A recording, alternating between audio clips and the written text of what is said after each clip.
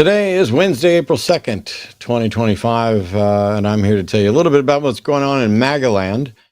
U.S. Representative Keith Allen Self from Texas's 3rd District not only quoted but cited Joseph Goebbels for the second time. Goebbels was the chief propagandist for the Nazi Party and then Reich Minister of Propaganda. A philologist and anti-Semite, he advocated for the extermination of Jews in the Holocaust.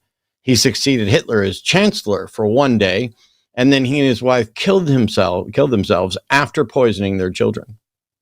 The important quote that Representative Self wanted to get out there, Representative Self said, quote, a direct quote from Joseph Goebbels, "It is the absolute right of the state to supervise the formation of public opinion." And I think that may be what we're discussing here. As I said, it's not the first time he's quoted Goebbels, not even the first time he's cited him publicly.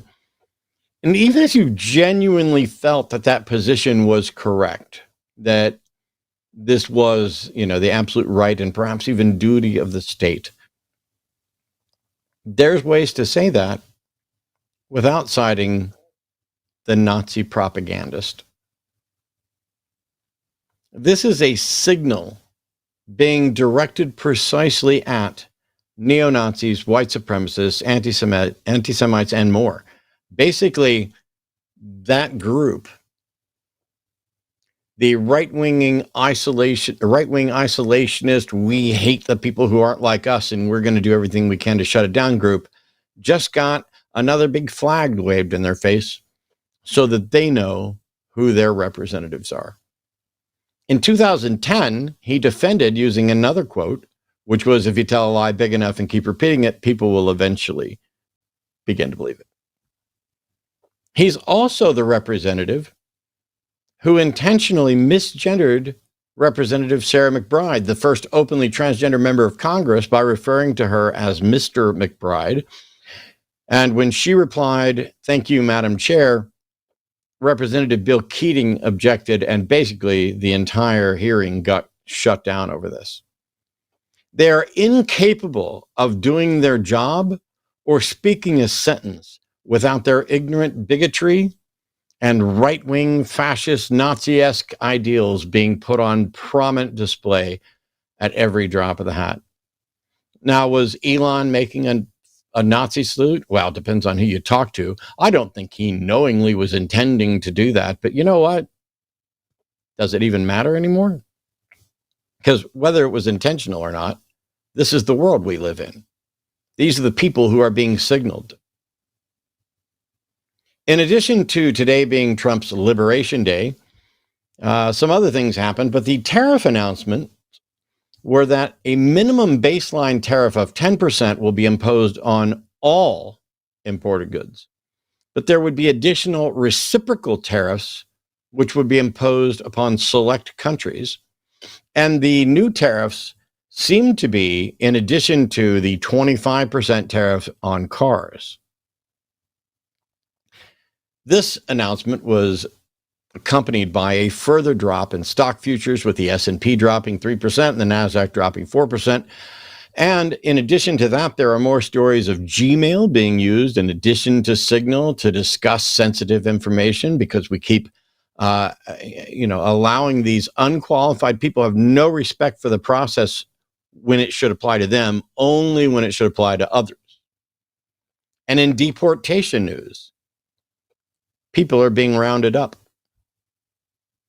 Maryland's Kilmar Abrego Garcia was deported to a violent El Salvador prison despite an immigration judge in 2019 issuing a protective order to prevent him from being deported to El Salvador, as he was likely to face persecution or death from the local gangs that he and his family had been in conflict with when he escaped El Salvador to come to the United States. Is he in a different gang? I don't know. Maybe. There's no evidence of it. There's no evidence been presented to anybody. There was no attempt for any sort of due process at all. The administration admits that this was a, quote, administrative error, but this guy is now in a violent El Salvador prison and his life is in danger. We have unidentified, masked government officials snatching up people all over the place with no apparent due process at all. By the way, for those who just think it's a couple words, due process is the label we use to say you have to work within the system's rules. We have constructed these systems rules, and while they are cumbersome, they are there to prevent the innocent from being accosted and having their lives completely obliterated. The old adage of it's better that 10 guilty men go free than one innocent man go to prison, that led to things like due process. It's a concept that requires the government to show that they've got the right person, most likely, for the right crime, most likely, in order to take action against them. The maggots have no respect for due process or the rule of law, period. They manipulate it and the entire legal system to suit themselves, while announcing that this is what the other side is doing. I saw a great video of Ted Cruz pointing out that Trump is a liar who just accuses people of doing what he then does. And yet, Raphael fell in line, kissed the ring, loves him some Donald Trump, despite what Trump said about his wife, his dad, and him knowing what kind of person Trump is. The suspicions that some people have, does he have dirt on all these people? I don't know.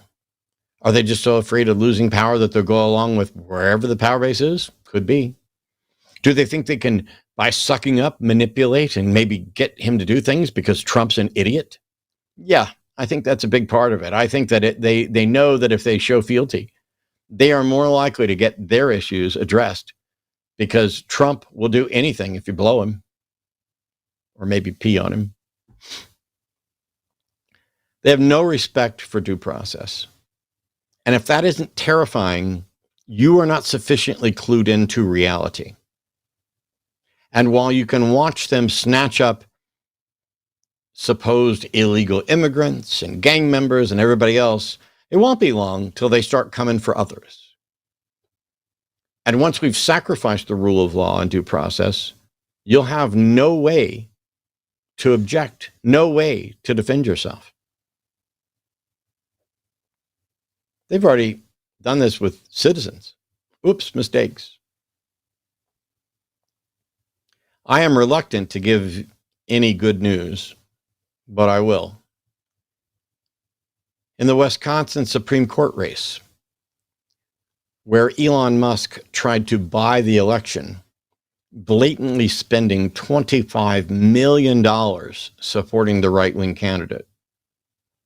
That candidate lost by 10 percentage points last night, and Susan Crawford's victory will maintain a 4-3 liberal majority on the Supreme Court of Wisconsin. Turnout was nearly 70% as many ballots as were cast in November. Nearly 52% of eligible voters turned out. And that's 12 points higher than their previous special election record from 2023. Here's the bad news to go alongside the good news. That election set new records for a court race with regard to financing. $100 million for a court race in Wisconsin. So there's your bad news. While voter turnout was great, better than expected, and people, at least in some parts of Wisconsin, are pushing back, billionaires are now dueling over elections. Well, it's just $100 million.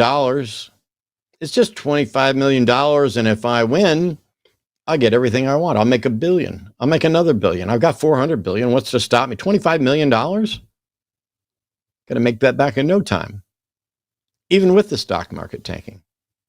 Maybe they're tanking these markets on purpose. if there's nobody actually investigating, whether there's insider trading going on and people are shorting sales, who knows? They're trying to find fraud, waste, and abuse, claiming they found all kinds of it. But you know what? If there was fraud, where are the court cases to try people for fraud? Where's the evidence that fraud, waste, and abuse was even found? As they lay off government workers all over the place by the tens and 20s and 50s of thousands. As the price of eggs is not improving, as the price of eggs goes up, so does the price of everything that's imported, and so does the price of judges. And how wild is it that we now live in a world where it is, I think, completely fair to talk about exactly how much a judge on a state Supreme Court costs for you and yours. Joining me this week, Jimmy Snow. We both had birthdays recently. We are doing a special birthday boys thing. You can give us all your money, but mainly if you have objections, if you have thoughts, if you want to defend your God, we will always prioritize theistic callers. You can call in 720-619-2288. The web link to call in is down below. I don't know who this guy is. I invited Jimmy Snow on there, but there's somebody else. Who are you? I look like something he ate. No, man. How are you? I'm good. Miserable, but yeah, better than expected. I took a little bit of hope from the Wisconsin race, but on the exact same night, we lost in Florida bigly. Yeah. Yeah. I knew the Florida thing was going to happen, but then I also knew that the night before the general election and was told by everybody how wrong I was then. But it's not like you don't hold out hope still for that surprise, for that upset. You don't want to be right. I guess you can get joy out of little things that then Elon might cry to, who did he do it to? Brett Baer, I think, about what a jerk you are. Like, what a waste of $2 million that was for Elon to go to Wisconsin and give that away to people voting. He gave away $2 million checks. And then I think there was a bunch of other things you could do where you could get $100. And, obviously that money is nothing to him, though, as the stock price does go down, maybe that money becomes more and more valuable to him. I don't know. Yeah,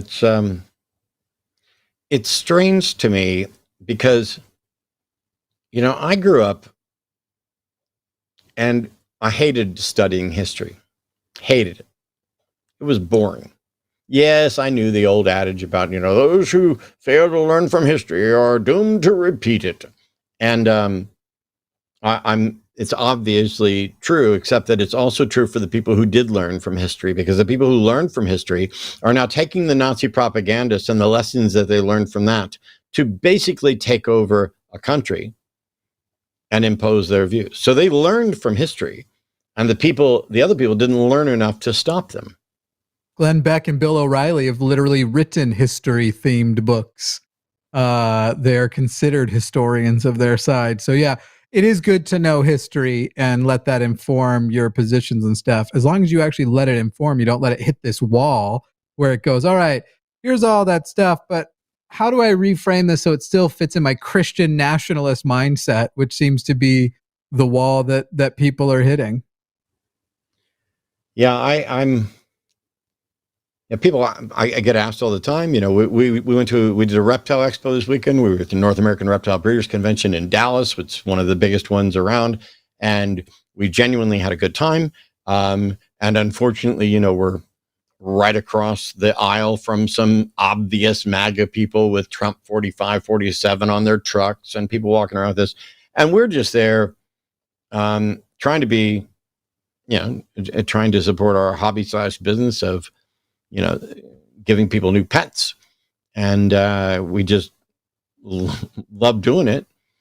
And it turns out that as soon as we started wearing pins in support of the queer community or engaging with other vendors there who were very obviously left-leaning, who are LGBTQ plus or allies, my perspective on those events fundamentally changed. Because once upon a time, it was going to be, hey, here's something we do.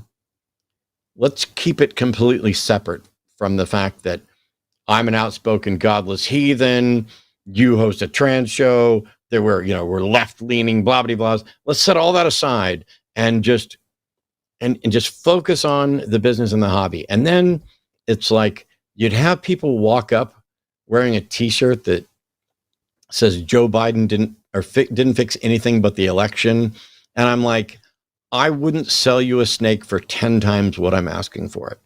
It just got to a point where it's like I can't take anymore. And now we are out.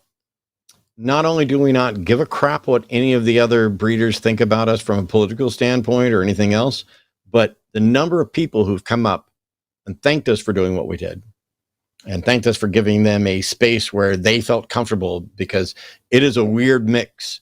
The reptile community is this, it's a mix of the alterno cool, goth, tattooed, pierced, and then the biker crowd, and then the hardcore freedom prepper doomsday folks. Everybody there, for whatever reason, is in some way an outsider. And it would be so nice if this was the one thing that could maybe bring us all together. But as soon as we actually dig in and start talking, it turns into an absolute shit show.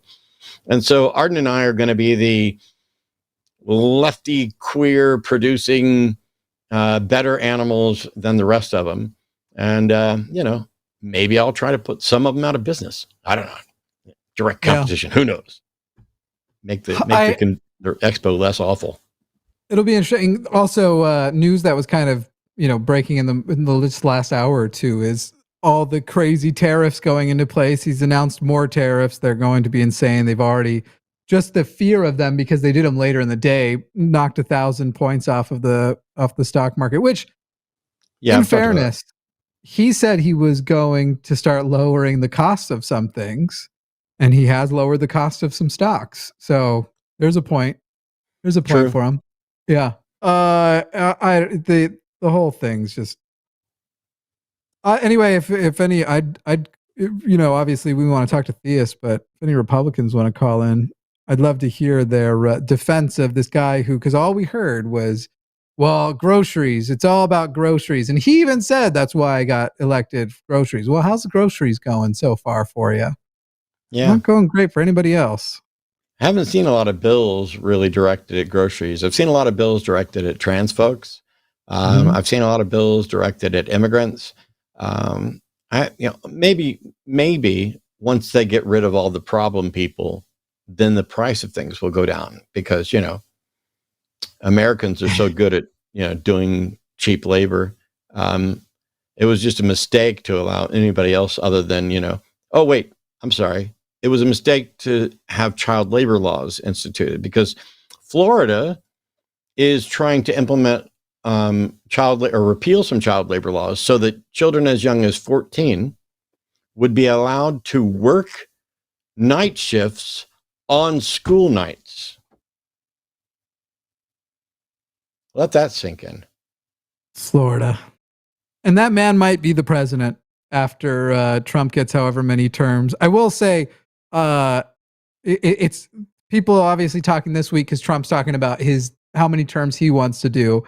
The arguments that people are making for how he get a third term are dumb. But do I discount him figuring out something, or just doing it anyway, running anyway, and then letting everything melt down if he won somehow or whatever? I'm not discounting that. People think that there's this loophole where you can run as vice president, and then the Constitution already has that covered. No, if you have been a 2-term president, you can't run. If you are disqualified from being president, you're also disqualified from being vice president. So that weird one that even Trump, I think, floated is unconstitutional in writing. What would need to happen is a change to the Constitution. And I'm not ruling that out, not because I think there's enough people to actually vote for and implement a change to the Constitution, but because the policies that they can put in place can manipulate elections way better than in the past. And so if you are manipulating the votes, then you can change the Constitution. Yeah. It's a terrifying prospect. I don't have any interest in leaving the United States. I'm still a fan of most of what the Constitution could be and should be if it were implemented correctly. But I'm pretty sure we're going to have to get out of Texas. I actually did something I've never done before. One time before. I called the governor of Illinois on the phone.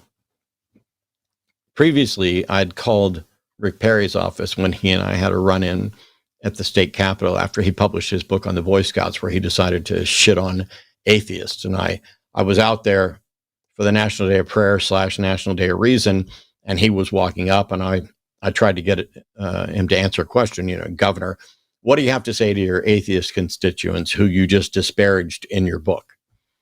And basically, his security guards glared at me and put up a wall as he kept walking. And so I ended up calling his office.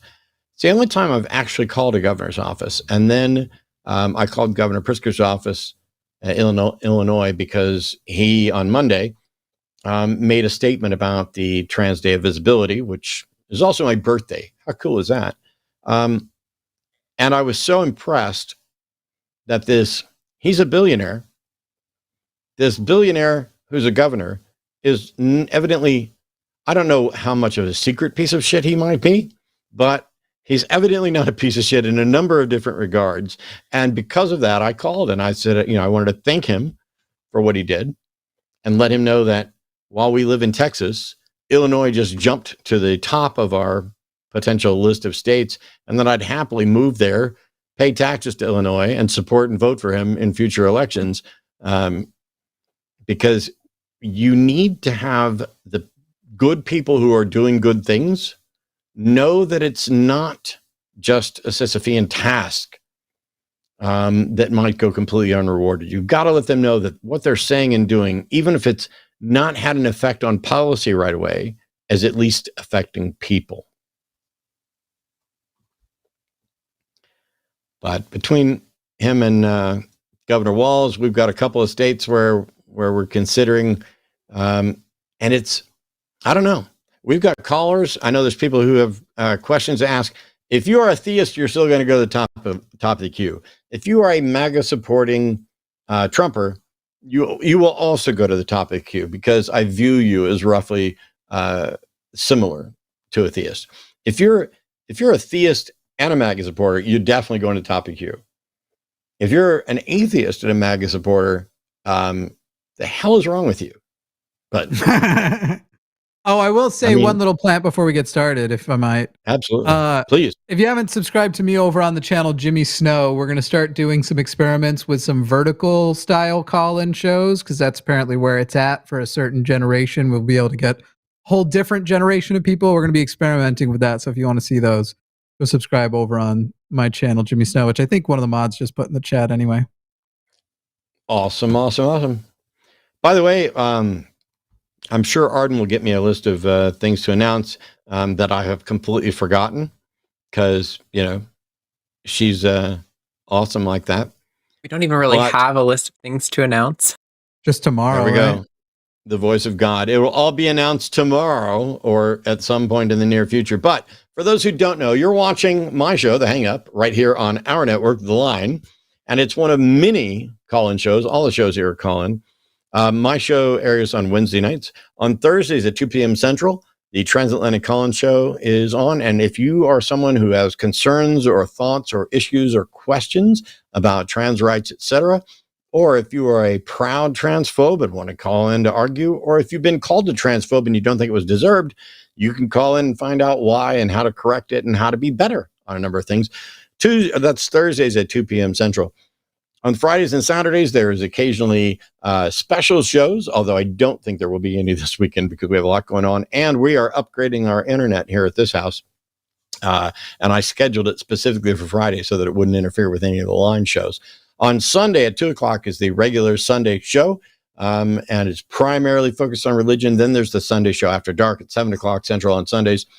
And on Mondays is a Skeptalk, and Tuesday is Chewed Gum. Both of those happening at 6 p.m. Central as well. So, boom.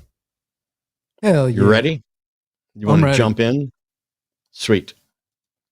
Jeremy is an atheist calling in from Alabama about a lingering fear of eternal damnation. Hey, Jeremy, how are you doing? Hey, how's it going? And Tuesday is Chewed Gum. Fair. Can you hear me? You might want to turn, you're going to need to turn down the show because you're on a delay and they don't need to hear me say it again. My apologies. Yeah, so it's my first time calling into a show like this. But yeah, no, I've only recently been watching your show, and sort of like I've been an atheist for a while, but have you ever gone through that period where when you became, or like, because I heard you were a previous Christian at one point, did you ever have any fear about possibly making the wrong decision? Or, I mean, of course you have like reasons for it, but like, do you ever have like an irrational, sort of a neurotic idea of like, maybe I'm damned anyways, or something like that? You know what I mean? I don't, but I understand it. And I think I'm a little bit atypical in that area. The shortest version is I walked down the aisle at the age of 5 and accepted Jesus into my heart. And because I was so young, it wasn't because of a fear of hell. I can't even necessarily say what it was all because of. I suspect it's very obvious this is what the adults want you to do. And then as a teenager, I realized I couldn't have possibly understood it at 5. So I got saved again or rededicated my life, however you want to look at it. And so right up until the point, when I was around 30-ish or whatever, when I found my way out of religion, there was no fear of hell because I thought I wasn't going there. And when I found my way out, there was no fear of hell because I had no reason to believe it was real or true. Jimmy may have a very different answer. Yeah. I don't know. Mormons don't really have a typical concept of hell. So anything I would have been afraid of would have just been like, what if I die and then Mormon Jesus is right there, whatever. So we didn't, at least modern day Mormonism doesn't have a very typical, the only people who go to hell are basically people who want to, and it's not eternal torture or anything. It's eternal isolation. You're just basically alone forever. That's Mormon hell. So what are you dealing with, Jeremy? Well, there was a period in my life where I was, just Christian because my parents told me to and whatnot. And I started, I kind of got into like, Richard Dawkins and all like, the 4 horsemen or whatever as they call them. And, that really opened my mind to, start thinking like critically a little bit about what I believe and how I don't really like the idea of eternal damnation. I thought it was just a ridiculous idea. And it definitely sounded like a fear. And that's what kind of sprung my disbelief.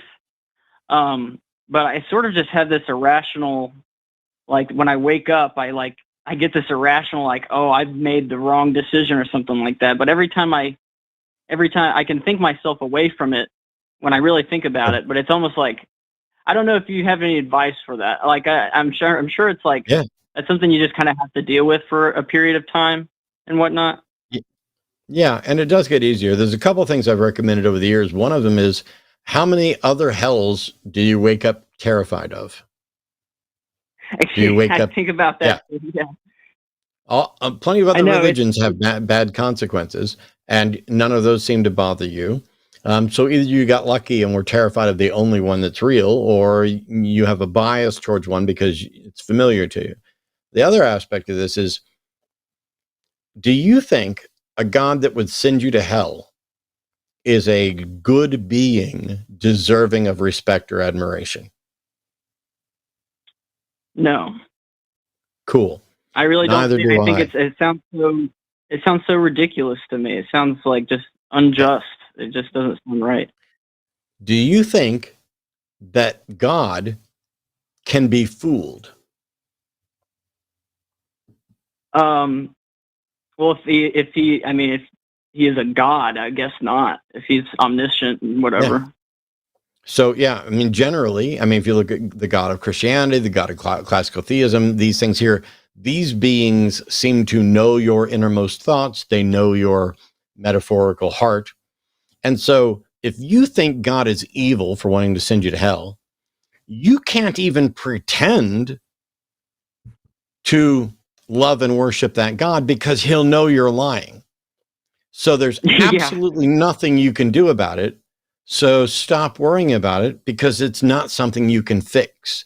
What would be required to fix this is for God to actually communicate with you directly and provide a demonstration that he's real and that he is deserving of respect or worship or whatever it is he's demanding. And until that happens, it's not your fault. It's God's fault. If there's a God out there, it's his fault. And if there's not a God out there, then it's the fault of all the people who keep pretending that they're speaking on his behalf when he's not even real. There's an exercise. I think I need to get that in. Go ahead. My apologies. There's an exercise that it comes from cognitive behavioral therapy, where you sort of identify, and it's you would want to probably do it out loud, but if you're around people, you don't have to. You identify the feeling that you're having. So you say something like, I'm right now experiencing a fear of hell. And then you basically just keep making that sentence longer and longer over and over again, describing it more. I'm right now having a fear of hell, which I learned about in church, which when they taught me that people like this go to hell. And I know that that isn't true because of blah, blah, blah. And you basically keep going and going and going until it almost becomes like you're sort of like tired of going through the exercise. And you'll find that over time, because at the end of it, you've like stretched it out so much that the amount of time your brain is willing to spend with it will get shorter and shorter to the point that at a certain point you go, oh, I just had the feeling of hell and I've let it go. Basically, you go until you've let it go and it gets faster. It's funny that you mentioned cognitive behavioral therapy because I think that, I mean, I'm not trying to bring my personal problems into it, but I think it's like, I mean, I've been told that like, this is like OCD, like I'm going through therapy for this kind of stuff. And it's like scrupulosity. It's like this constant, and I'm not trying to bring my personal issues into this, but it's amazing on what an effect it can have on somebody. It really is insane. Yeah. Yep. And there's always the Secular Therapy Project and Recovering from Religion if you need to get connected to people who are a little bit, if you want to do like group stuff with people who are going through this stuff, recoveringfromreligion.org, which we're doing another fundraiser for next month. But they do group stuff. Awesome. I'll check that out. I appreciate it. Thank you so much. Thanks, Jeremy. We appreciate the call. Yeah. Take care. Y'all have a good one. Happy birthday. Whoop. Thank you. I cut it off before we got the happy birthday. Maybe it's because I didn't want to get any older. Happy birth. Yeah. Happy birth. If you don't mind, I want to address the call. I don't know if we let them go because of the topic or something, but I actually want to address the question that PJ had called in with, because I've thought a lot about this question. I was literally going to do that. Okay. I'm glad you're doing it because so let me do this and then I'll turn it over to you. We have open lines. If you're a theist, by all means, call in. If you are a right-wing MAGA supporting, by all means, call in. But if you're an atheist who generally avoids calling in because you know the show's not really for you, but there's something you've been wanting to ask either one of us, there's a little bit of a window here. But I agree, Jimmy, PJ had called pronouns or they, them, basically with a question of when do you think it's appropriate to take up arms against the government? What do you think, Jimmy? The main reason I want to address this is because it's starting to come up more and more, and people are looking to us to answer it more and more. And I think it's important to clarify that whatever is going on for the foreseeable future, perhaps even past the moment that the answer is that it is now, let's say today was the day it was appropriate to take arms, which I'm not saying it was, but let's just say hypothetically, we are a communication arm of this protest. We're a communication arm of this rebellion, and it is extremely important that we remain intact as such, even if that means that some of us even if it changes the structure of the channel because people decide to go and protest in some way that would endanger the channel. It's important that this channel, as a communication arm, as a education arm of that movement, be maintained. So I kind of want to set it here at the top, so I've said it and sort of relay this to other people. I probably have an idea in my head when I think it is appropriate, and maybe even an idea in my head of, let's just say hypothetically, certain events that have already happened that I would have thought would have been okay. I'm not confirming anything, but whether that is the case or not, we are going to maintain absolutely the ability for this channel to continue on. And so it would be extremely irresponsible for us to answer that in any way that could be ever portrayed by our opposition as as condoning violence or an incitement to violence. Yeah, I completely agree. I'm glad Jimmy mentioned that. Look, I did 8.5 years in the Navy. I earned my medals. I'm a good shot, but I'm old. I'm 56 as of Monday. I know. I look amazing. Thank you. But I don't know how good of a shot I am because I haven't fired weapons. And I'm generally opposed to violence and violent retaliation, but I think there is a point. I'm not a pacifist, and I think there is a point. But it's not up to me to determine what that point is for other people. I can tell you what I think about some actions that are taking place. But Jimmy's right. When you have the political opposition openly quoting and citing the chief propagandist of the Third Reich, talking about how it is the absolute right of the state to be the ones in control of informing public opinion, this network and what we do becomes increasingly important. So the old guy can sit here and tell you what's going on without, having to go through, we got to filter this through the state media approved things. No. And how underground is it going to be? And is YouTube even going to allow channels to continue doing stuff, telling the truth? Is the truth going to become sidelined? We have to do everything in our power to make sure that we're here to get the best information available out for people who may not have other sources. It's what, while I rely on, I loved my subscription to Ground News, and it's been very helpful. There's no guarantee that, internet communications won't get shut down tomorrow as we move towards a police state and martial law, which I'm sure Marjorie Taylor Greene can't spell. Marjorie Taylor Greene can't spell IQ. That's actually really good. She's one of those people who never know exactly how far they can put the Q-tip into their ear before they should stop. They shut down Voice of America because they declared Voice of America too radical. And if people aren't familiar with what Voice of America is, that's basically insane. Voice of America is something that actually America gets a lot of value out, and it's essentially de-propagandized news out for the rest of the world that helps us basically gain sympathy with citizens who are otherwise only hearing propaganda. There are countries who desperately keep it out of their country, like North Korea, like Russia, because it is very effective at just giving very objective news. And they shut it down, even though they originally gave Carrie Lake command of it. But even she apparently wasn't going to be able to radically change it enough, so they shut it down completely. I believe Doge was responsible for its shutdown. We're going to jump back into calls here in just a second, but I want to make one more funny thing, which is absolutely true. In ball pythons, there are several hundred different morphs, phenotypical displays, and they have names. And one of those morphs that's a recessive trait is called clown. And clown is an incredibly popular one. It seriously modifies the pattern, and you get incredible combinations that have combo names like Batman and Pompeii and things like that. But clown is amazing. However, we have a number of breeder female clown ball pythons in our snake room. And one of them is named Carrie Lake, and one of them is named Lauren Boebert.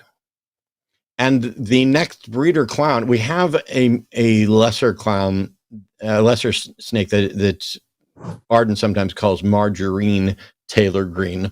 But the next goofy ass clown ball python breeder we get will be MTG. And so, yeah. Magic the Gathering? Republican women. What's that? You said MTG, so I said Magic the Gathering? Yes, all about Magic the Gathering. All right. I resent her for ruining that acronym. Here we go. We got callers calling in now. Jack's calling from Oklahoma. Pronouns are he, him.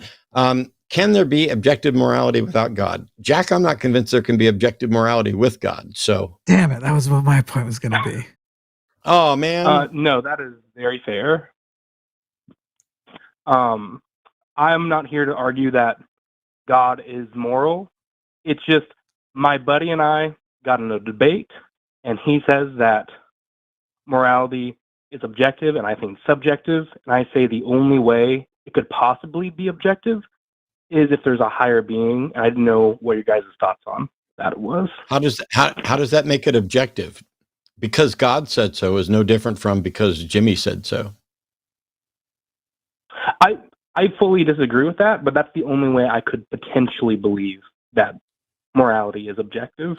How can you disagree with that? How does something become objective just because someone who knows more holds a position?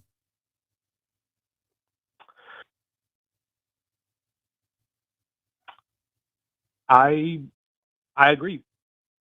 Yeah, here's the thing. There's a version of the Euthyphro dilemma which originally applied to piety, but we can spin it to apply to morality. Is something moral because God says so, or does God say so because it's moral? If it's moral and God's just letting us know that it's moral, then God's irrelevant to this, and it should be something we could potentially discover on our own. And the truth of it isn't in any way improved by a God telling us. If something is only moral because God says so, that's divine command theory, and then God, by capriciousness, can just change it, which is why maybe slavery used to be morally permissible, and now evidently it's maybe not. But there is no problem with secular moral systems that are in any way solved by appealing to a God. You might as well just replace the word God with Uncle Jimmy. It seems silly to me anyway. The whole idea would let's say I was programming a universe. I was the programmer. I designed the universe, and I'm making these things that I'm saying are objectively right or wrong. It puts in the same category whether or not you should murder somebody or not, basically like whether or not you should eat shit. It's not really a moral question, but if you eat shit, you're probably going to contract some sort of bacteria that's going to cause tremendous harm to you. Or should you stab yourself? And, some people should, but not most people shouldn't. But it's in that same category of like, it's not more right or wrong in a category of morality. It's simply just what the code is and makes it incredibly benign. Morality, for all intents and purposes, is an extremely human activity. You don't even look at animals who have a sense of justice, who do things that reflect ours and go, that's actually morality, because they don't have the ability to think deeper on it and be more cognitive and teach those lessons. It's something that's a little more innate to them, whereas we have something that's developed, and our morality is actually based on centuries of other people getting morality wrong and ours refining it. They're not record keeping. They're not having those conversations. And so again, it's in a different category of right and wrong when we see other animals do it. That isn't moral. It's just the same way that my dog knows not to eat things that smell a certain way. It's right or wrong. Clearly morality is a very human thing, and it's impossible to be objective, especially with a hidden God. And I'm not convinced that with a non-hidden God, it like Matt was saying, it wouldn't also be non-objective. I won't repeat the whole thing here, but I gave a talk once called The Superiority of Secular Morality. And the point that I was making is that while the foundations of morality are ultimately subjective, like we care about well-being, you can come up with any foundational subjective things and then change them. The evaluations are objective. So the foundation isn't, but the evaluations are. Just like the rules of chess were arbitrary, but we know absolutely objectively when someone breaks the rules of chess. And so if your goal is to get better and make a better world, That's a completely subjective goal. I don't think it's arbitrary because I think there's good reasons to care about our well-being. But the fact that the goal is subjective doesn't change the fact that the evaluations can be objective. And while that won't satisfy the theists who want an objective foundation, because really it comes down to, hey, Matt's got his foundation, I've got mine. This church over here has theirs.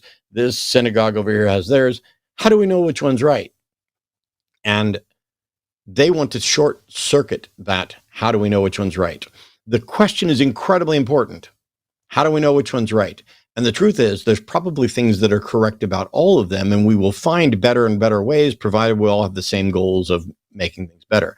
But they would like to skip all of that work and just declare by fiat that they already have and always have had the exact right foundation. And that way they can be lazy and not have to do the work of figuring out what makes the world better.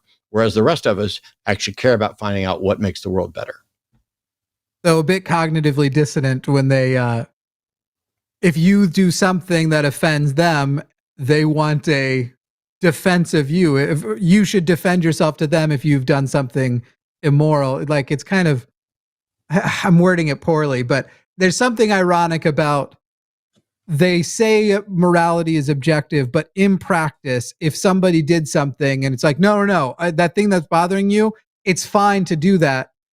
They're going to want a follow-up defense. They're going to want, and so why I find secular morality superior is I actually say my morality is something that not only do I adhere to, but I will defend. Religious moralities are non-defensible because you don't have a defense except for that God says. You won't explain to me why the rule is in place. Just tell me it is in place, and that's dog shit. Yes, and I totally agree with all of that. We get into this point, my friend and I, where I say, is murder wrong? And then they say, yes. And I say, what if it's self-defense? And then we get into that cascade. Well, then it's not murder, though. It's not murder. Yeah. Murder is not a moral concept. Murder is a legal concept. Murder is when the law says killings of this type are not permitted. That's completely separate from whether or not it's moral, because we don't legislate merely based on morality. And we can correct how we legislate to be more in tune with morality or less. Yeah, absolutely. We got a theist waiting on hold, though. Anything else before I'm excited for that one. No, that's it. Happy birthday, you guys. Thanks. You have a great night. I'm old enough to be president now. I'd vote for you. I mean, you wouldn't be my first pick, but I'd vote for you before some of the people who elected. If somehow I ended up in the general election and it was me versus the Republican, sure, I'd vote for myself, but I wouldn't even primary for myself. So Matthew's calling from New York. Matthew's a theist, pronouns are he, him, who says the existence of God is for individuals to decide. Hey, Matthew, how are you? I'm good. Fine, thank you. Cool. I remember Matthew. When you say it's for individuals to decide, are you saying that we can't determine whether or not it's true, that it's just like a personal opinion? I'm sorry, who am I on with now? You're on with Matt and Jimmy? Okay, Matt is the one that looks like Humpty Dumpty, and Jimmy. Yes, probably. I think if you turn Humpty Dumpty maybe slightly upside down, because I've lost a little weight, so my chin is narrower, so it's kind of like an upside down egg. But when you say the existence of God is for individuals to decide, do you mean that, you hung up, you ran away, you just called in to say I look like Humpty Dumpty? We've been sitting here waiting for a theist to call in to defend their God belief. Matthew, bad idea. Because Matthew loves to call the show. This was his 35th call. And guess what, Matthew? You just earned yourself a ban. I mean, you called in on your own phone number, which is so wild. But I don't get it. I genuinely, we moved you to the top of the line. We asked you what you meant, despite the fact that you should have never gotten through call screening with a topic like that. No slight to our call screeners. I mean, If you say, hey, it's up to each person to decide, cool. I'd like to know more about that, but it's not really for the show. We want people who are willing to actually defend their views. But today, I'll take theists, no matter what. If you don't want to defend your view and you just want to say, here's what I believe, and take questions or what, that's fine too. I'd like to engage with some theists. But if all you're going to do is call in and be like, oh, you look like Humpty Dumpty, motherfucker, I'm under 200 pounds for the second time in ages. So, roly-poly this. Matthew. Last time he called in, I absolutely wrecked him. I'm surprised he didn't come at me. But I will say, as far as it's a for each, there's not a theist in existence who actually believes that either. Because, the question would be super easy to defeat. Okay, great. Do you believe in God? Yes. How did you find out about God? Well, so-and-so told me. Nope, they shouldn't have told you. It was for you to decide. Okay, but maybe people should read the Bible. Well, Bible's written by people. It's for you to decide. Literally, you have had the conversations and talks, maybe without challenge, from one side that you accepted. And we're not doing anything different except for that we're being honest about it and inviting people, and we're not telling people that they must through or fear the punishment if they don't accept it. There's not an actual theist who it's dumb. That's a dumb point. Yeah. So here's a thought. If you're a theist out there and you like the fact that Matthew is representing you, even though I'm not convinced he's a theist, and the best he could do is ask if I was the one that looked like Humpty Dumpty. Cool, yo. Yes. As a matter of fact, shaved right before the show, slicked it all up. But if you think that's good enough, then cool. You can stop watching. Don't hesitate. But if there are Christians out there who want to fulfill their obligation under 1 Peter 3:15 that tells you to be ready at all times to provide the reason for the faith within you, why aren't you calling? If there are people out there who think that God isn't just an opinion that people can have, but is a fact, why aren't you calling? Because I got reamed out by somebody in email saying, ooh, they're not going to call because you force them to answer yes or no questions, and then you yell at them and curse at them and hang up on them. Well, that's a lie. There's not been a call in the entire 20 years that I've been doing this where that started off that way. The people who get forced into answer the yes or no question are the trolls and the dishonest people who will not acknowledge a point and just want to move on to the next thing in their script.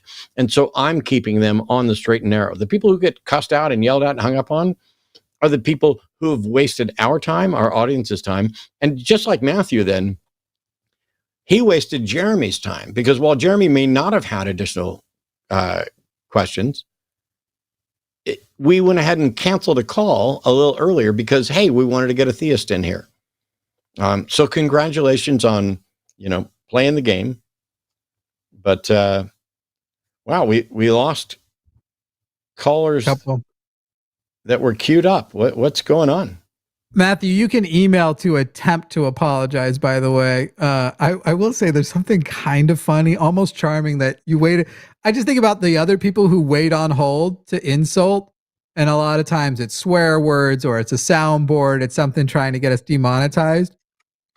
And the insult he waited, 30 minutes to get out was Humpty Dumpty? Yeah. That's weak. It reminds me, I was doing Atheist Spirits one time, and there was a dude who was like, called in to say, I'm going to come down there and punch you in your fat face for Jesus. And these other people are like, well, you're fat and bald. Yes, I'm aware that I am fat and bald because I shave my head and I'm the one that buys my fucking clothes. So I know exactly how big I am and I shave my head. But you know what I'm not? Weak. All right. While we wait on some... Nobody's mentioned that yet. Paul's calling from South Carolina. Paul wants to know, is there ever a time when an unfalsifiable claim is worth believing? Hey, Paul, welcome. You're on with Jimmy and Matt. What are we talking about? Hey, Matt. Hey, Jimmy. How's it going? What's up? It's been better, but, Yeah. A lot of times when I'm listening to the line, I hear hosts talk about unfalsifiable claims, and it almost seems like an automatic disqualifier for a valid argument. And so I'm just curious. It's not. Okay, so it's a valid argument. Validity is about the structure. argument soundness is about whether or not the premises are true. And an unfalsifiable claim is just like an invalid argument. The conclusion cannot be determined to be true or false. And so if you have an unfalsifiable claim, do you have an example of an unfalsifiable claim that you think people should believe? I don't. If I did, I would can't probably think of try to any make either. that claim, but I don't. I can't think of one, no. I don't know. I could be wrong, and I might have a skewed take. Jimmy, do you have some flexibility on unfalsifiable claims? Like, I'm willing to believe things, like when Arden says, I love you. I don't know how to falsify that, but I'm willing to take her word for it because all of the available evidence suggests that it's absolutely true. And if it turns out I'm wrong or being lied to, I already know that risk. I mean, really, it would be getting down to the like hyper pedantic, solipsistic philosophy questions of like, I believe other minds exist other than my own. Yeah. That's pretty much as close to anything like that as I can get. Yeah, it seems to me like the stakes of the belief are almost like, what do you have to lose if Arden doesn't love you? I mean, other than it's not eternal damnation, right? It's relatively low stakes. Right. To me, that would be the equivalent of eternal damnation. But yes, I get your point. Yeah, I get that. That's true. That's probably a bad example. You threw that example out, but I probably shouldn't have used it. I just checked with AI. They went with the same thing. Says, unfalsifiable belief that everyone holds existence of external reality. Yeah. Yeah. There has to be an at least one unfalsifiable claim that is true, right? There's plenty of claims that are unfalsifiable that are almost certainly true. It's just you don't have any way to know which one's which. Just like if you put me in a room with 100 people and I ask them whether or not they like Jimmy, some of them are going to lie, but I don't know which ones. And I've used this before in a different way, which is the reason I keep doing this, even after decades of doing it, because people are like, you can't reason people out of positions they weren't reasoned into to begin with. Well, first of all, that's bullshit. And second of all, they were reasoned into it, but by bad reasoning. And you can reason them out. Right. And reason is the only way that you're going to change minds, either through good reasoning or bad reasoning. And so that phrase is just a load of crap. But even if there are people who, no matter what anybody says, will maintain their delusional beliefs right up to their death and never change their mind, I don't know how to tell the difference between those people and the people whose minds will change unless I actually engage with them. I accept Goldbach's conjecture. What's that? All integers over 2 are expressible as the sum of 2 prime numbers. And as far as we've tested into the quadrillions, even further, I'm sure that has been true so far. But we can't know. And I have a slightly different take on things like that. And that is the various mathematical conjectures. I accept them for what they are. It's not that I'm convinced they are absolutely true. I'm convinced that it is worthwhile to act as if they are true until such time as someone can demonstrate that they're not. Because they keep, it's like you give me a pen and I write with it and it writes, and I scribble again and it writes and it scribbles. It is worth it for me to think this pen is almost certainly going to keep writing every time I pick it up until there's reason and evidence to suggest otherwise.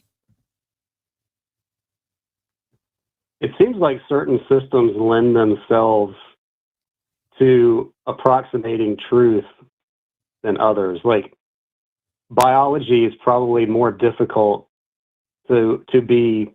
I guess you have less certainty in a biological field than you do a mathematical one. Like, is there a number? Is there a last prime number? Would maybe be kind of similar to what Jimmy just mentioned. Probably not. But like you said, you'd have to count to infinity, which is impossible, and test each number to falsify it. But no, that one you wouldn't necessarily have to count. There are other ways of demonstrating it. Just like You know, I know that whatever number follows this odd number will be an even number, just because it's definitional. There are analytic truths as well as the synthetic ones. If Goldbach's conjecture is correct, though, there wouldn't be a last prime number, because whatever number you would think might be the last prime number, if you take that number and double it and add 1, then that prime number would at least have to be a part of it, at least at some point along the way, because that bigger number would have to be the sum of them.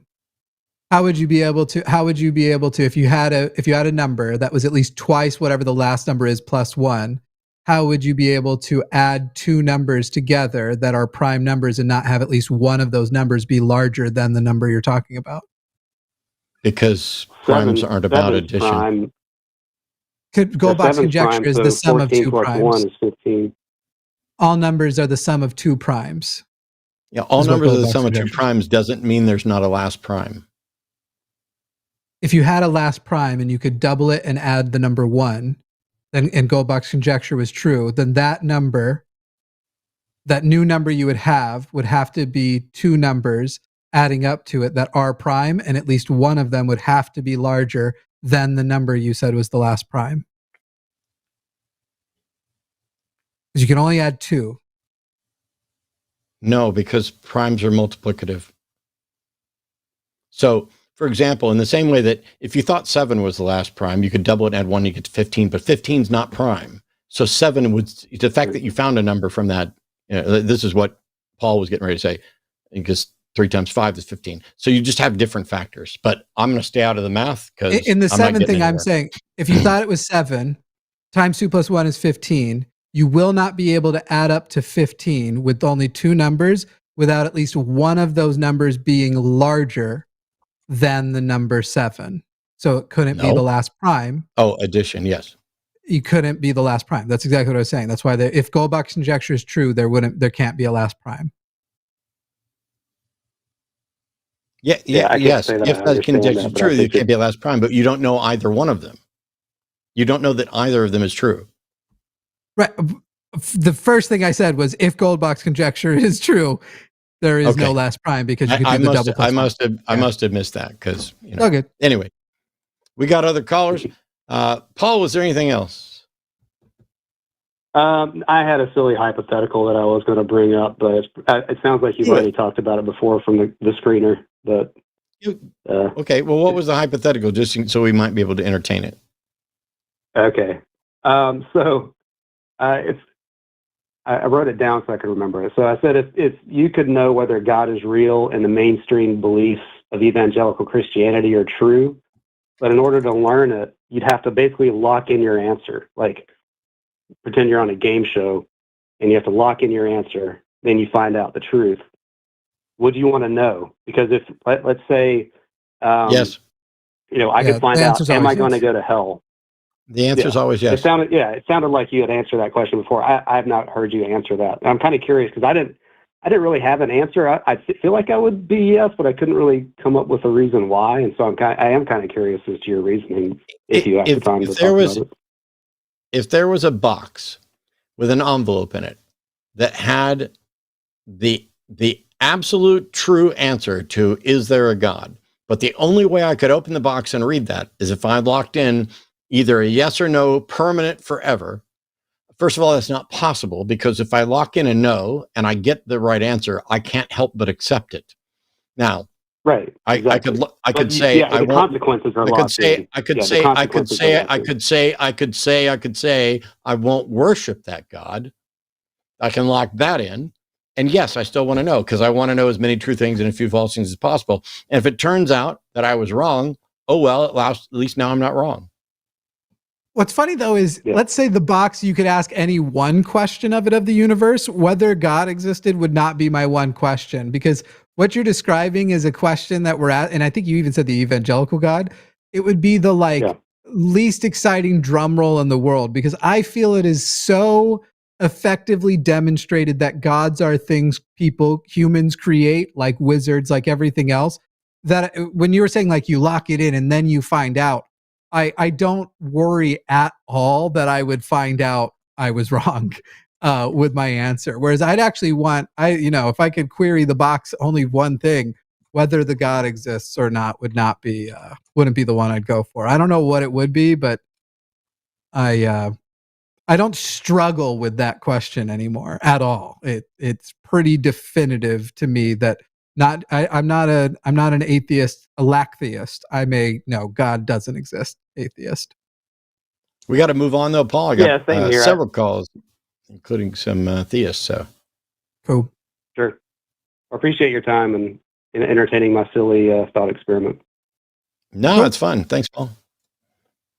All right. So we've got both theists and atheists, including an atheist with a question that makes him sound like a theist. So it's going to be fun for a little while here. But we have Adam calling from New York. Adam's a Buddhist, pronouns are he, him, says morality is not only subjective. Why did I get what sounds like an AI voice immediately? That's my AI voice. Cool. You're calling to say morality is not. You're calling to say morality is not only subjective. I'm going to try to make the claim. Wow, can I defend the claim that if you could just hold off until I finish the restatement, and then it's your turn to talk. So, Adam's calling to say that morality is not only subjective. Welcome, Adam. What do you mean when you say morality is not only subjective? It's more meant to say that morality can be objective. Okay. How can morality be objective? If morality is based off of verifiable facts from science, let's say. So, and then I don't think we're defining morality in the same way. What's your definition of morality? That which would benefit sentient beings.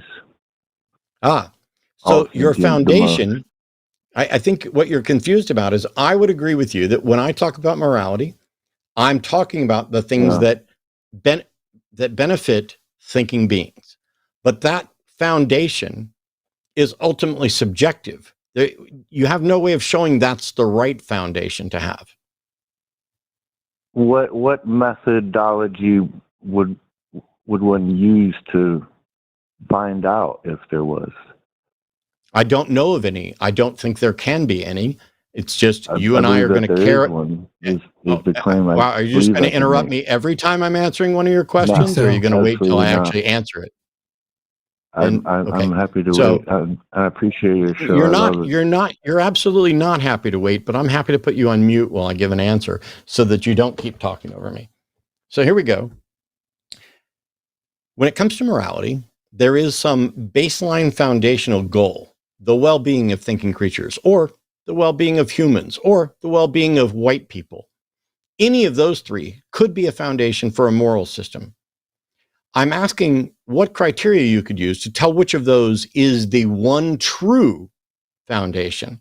Because until you can establish that this foundation is the one true foundation, you don't have an objective foundation. What you have is a subjective foundation, which I talked about earlier. And then you can evaluate the consequences of actions with respect to that foundation. You can do that objectively. We can use science and information to find out, yes, this actually makes the world better.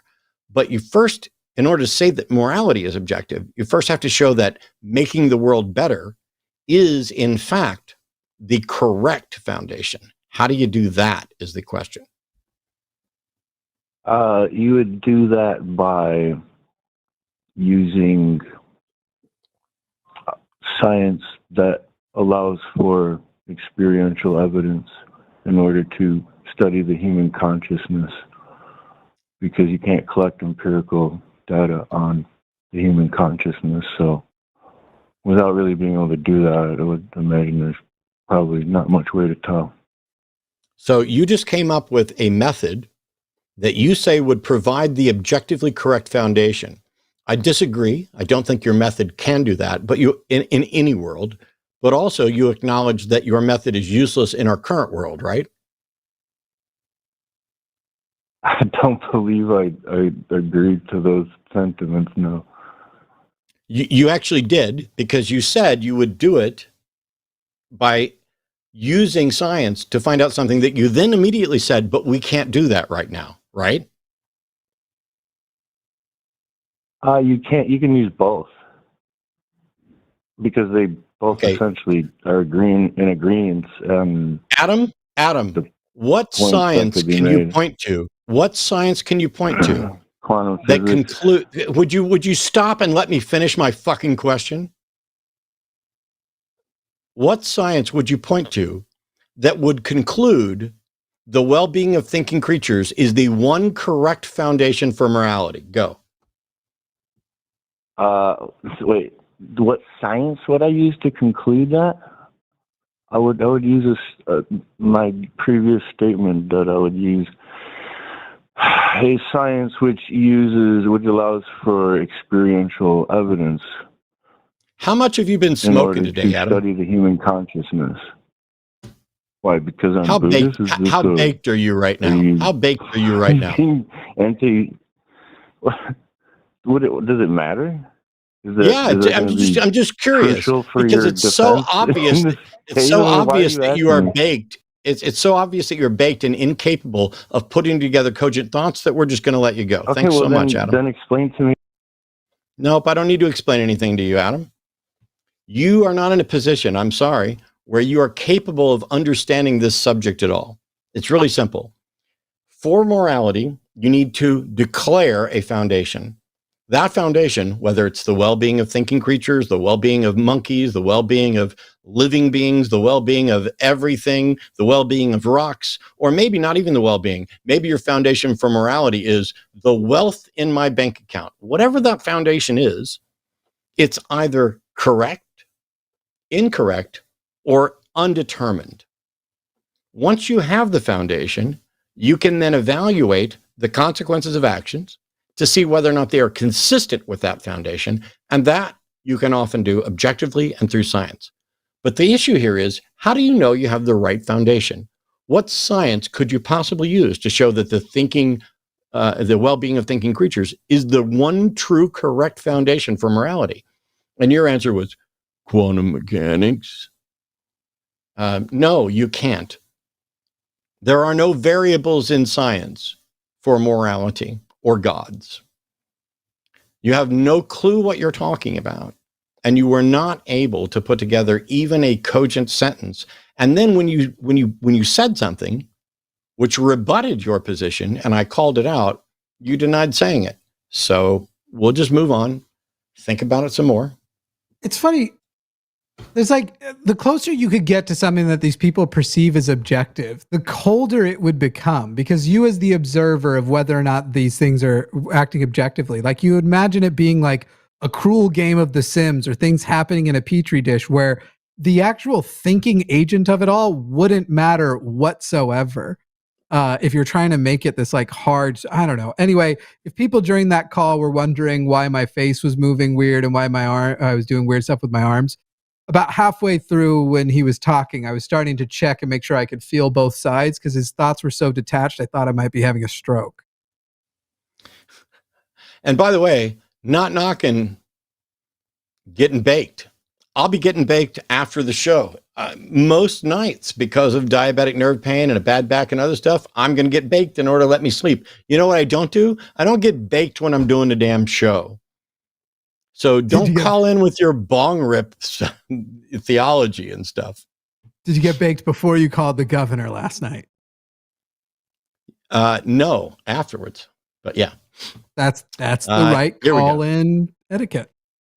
We got a couple other theists here. Hopefully we'll get some better conversations here. Albert's calling from France. Albert's a theist who says Plato's theory of Platonic forms, eternal ideas exist within the divine intellect, serving as God's perfect blueprints for all of creation. Hey, Albert, how do you demonstrate how do you demonstrate that that's true?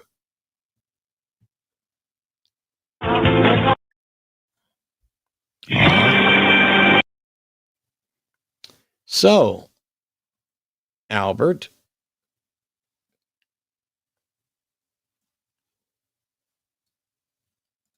thanks for giving me another IP address. So, see, here's the thing. It's all good. We're just going to move right on. Cindy Cindy is a theist from Kentucky. Pronounces she, her, says she doesn't know why she's a theist. It doesn't seem logical, but she can't convince herself that there's no God. Cindy, welcome to the show, and thanks for calling. Hi, Matt, and I'm sorry I can't remember your name. It's Jimmy, but he stepped away for a minute. What? It's Jimmy, but he had to step away for a minute. So it's just me right now. Okay. Hi, Matt. Okay. How you doing? I believe I understand enough how the scientific process works. I believe the evidence for everything, the expansion of the universe, creation of stars, evolution, everything. I agree with that. I do not believe in the Jewish, Christian, or Muslim religions because I actually started out Christian and then I read the book. Mm-hmm. And then I said, okay, Jewish. I read more. And Muslim, I read more. And I cannot believe in them because they are monsters. See, that's the problem. I've tried to focus my beliefs and agreements on reality. But for some reason, I cannot stop believing that a God exists. Okay. As an emergent property, maybe. I don't know, but... So first of all, you said you can't believe in those gods because they're monsters.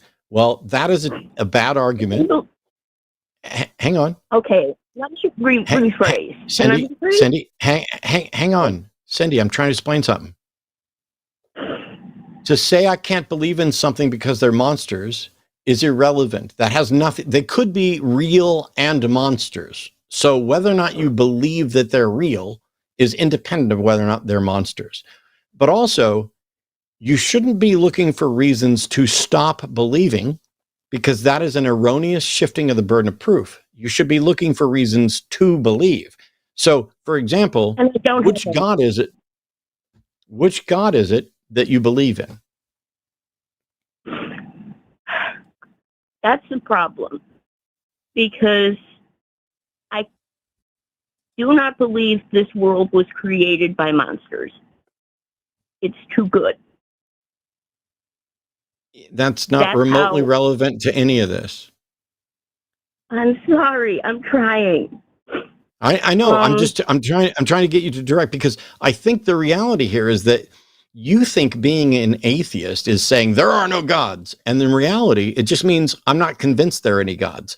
And so in order to be a theist, you have to be convinced of a particular God. So what God are you convinced of? You're going to laugh. Olutumari. It's basically a African god of no gender. And why? What evidence do you have for that god? And what's the name again? Olutumari. Olutumare. Okay. What evidence do you have that Olutumari is real? None. So how can you believe something if you don't have any evidence for it? I don't know how I can believe. That's my problem. I cannot convince myself that a God doesn't exist. See, you didn't listen to me a minute ago when I said this. You just again said, listen, Cindy, listen. You just again said that you can't convince yourself that a God doesn't exist. And the point is, it's not up to you or anyone else to convince you that a God does not exist. You have to become convinced that a God does exist. And now you're telling me that you are convinced that Olutumare is the real God, and yet you have no reason for that. And when I ask, how can you believe something without any reason? You say you don't know. What other things do you believe without any reason or evidence?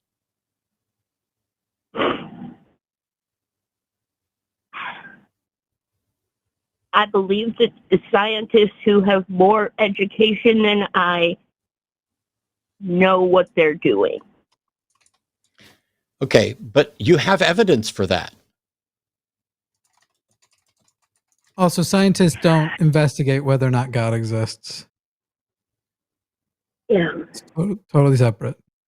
So we have mountains of evidence that there are many scientists who know more about specific subjects than any of the three of us. That is obvious evidence, as is clear by the fact that we have learned things from people who know things that we didn't know. But if you're going to say Oludumare is real, I don't understand how anybody can believe something is real and not have any reason why. I don't know either. Cindy, are you from Nigeria? Where are you from?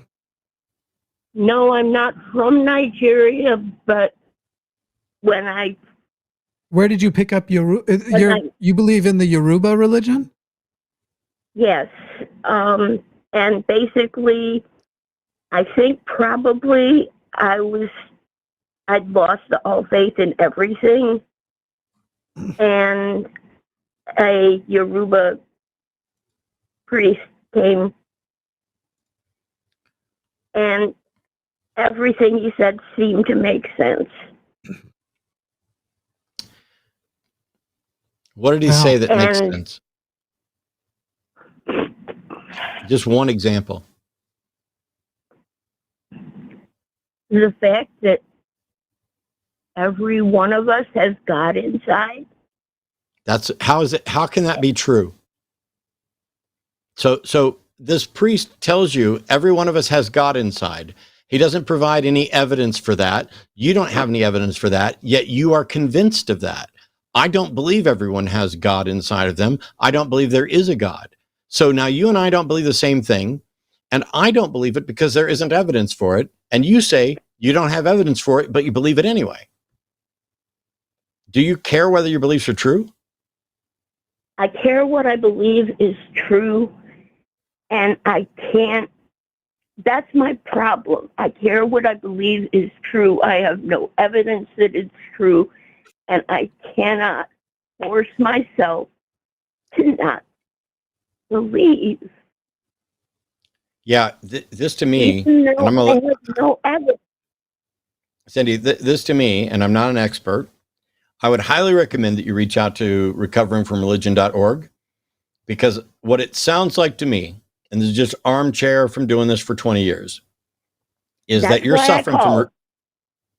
suffering from some version of religious trauma syndrome, where you view religion in a particular way that is integral to your identity because you were poisoned with religious ideas early on and you can't escape them, but you lack the language to say, no, I actually don't believe this God is real. I just believe there's value in acting as if it's real, or I believe there's value in the religious system, or I'm terrified of what might happen if I don't adopt a religious system. All of those things are independent from whether or not there is a God, whether or not you have good reason to believe it. And I'd highly recommend both reaching out to recoveringfromreligion.org and the Secular Therapy Project, because I think you would probably benefit from some counseling from an expert, and not from some jackass like me that's just here to debate whether or not it's real. And Cindy, if I'm you, or if I'm listening, as I listen to you, I think you need to go to Anthony Magnabosco's channel, not for the normal reason I send him. I think you don't need to listen to him as much as you need to listen to the believers, because your reasoning is literally the same as everybody else's. So you're somehow sure that, all the other religions except you, like, my goodness, you couldn't settle for one God. You needed hundreds of them, which, by the way, includes a trickster God that could be making it all up and pretending to be all of them. Like, whatever. But you go and listen to.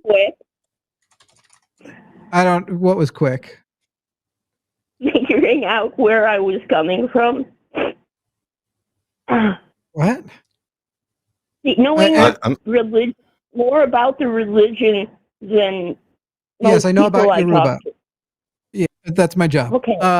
But okay. Anyway, the point of this being, go listen to some of the believers, because your reasoning is literally the same as all of theirs. It's, it resonated with me that God lives within me, and this made sense, and this made sense, and you're sitting there you're sitting there with a religion that a lot of people don't adopt because it still holds to the same dumb norms from the past, where it was like, we look back now and laugh at people who thought thunder was the will of God.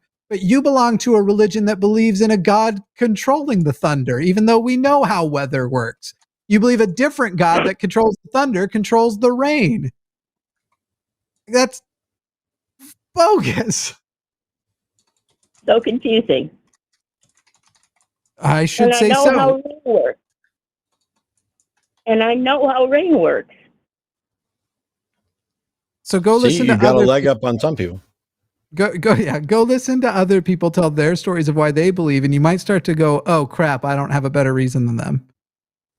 Okay, can you tell me more about this person? Who is this? Anthony don't know. Magnabosco, and he runs a channel that's about street epistemology, where he kind of teaches people how to have conversations using a bit of a Socratic method with people, where the goal is mostly just to get them to acknowledge that their beliefs are sort of rooted in faith, and that's the biggest, key component, and make them be a little bit more understanding of people who reject faith, because faith is so unreliable. It can get you to anywhere. And that's the thing you need to internalize, is you're basically saying, I can't turn my back on faith, even though everybody else. Cindy, don't ask us how you should change. Think about people you know, and if somebody you knew was radically Muslim or radically Christian or Christian nationalist, what would you hope they would consider on their end? The same thing I hope for me is that we can figure out why we believe stupid shit. Use my language. No, it's fine. Cindy, do you believe that I can flap my arms and fly?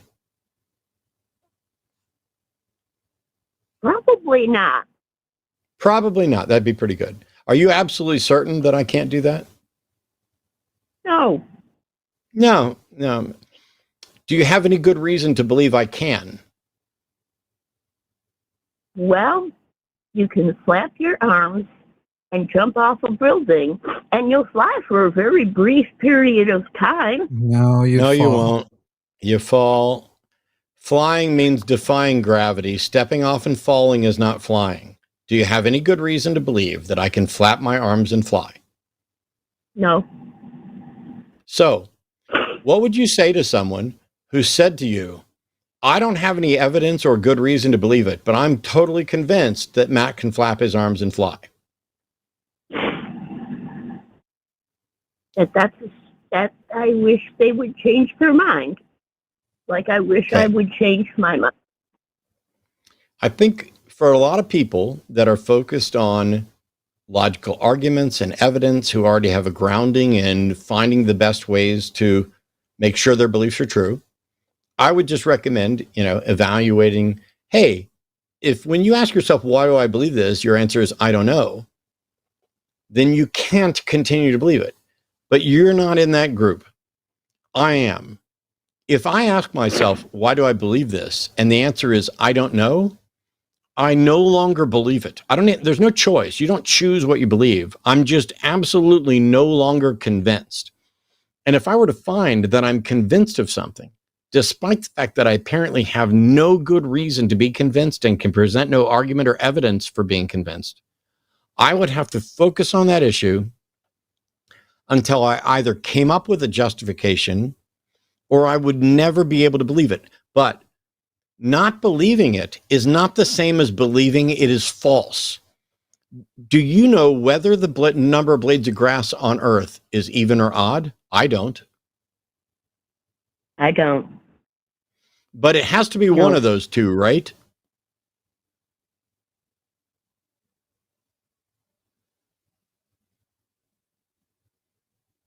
Hello? Probably, yeah. No, not probably. Absolutely. All numbers are either even or odd. If you counted the blades of grass on the planet, the number of blades of grass on the planet would either be even or odd. There is no other option.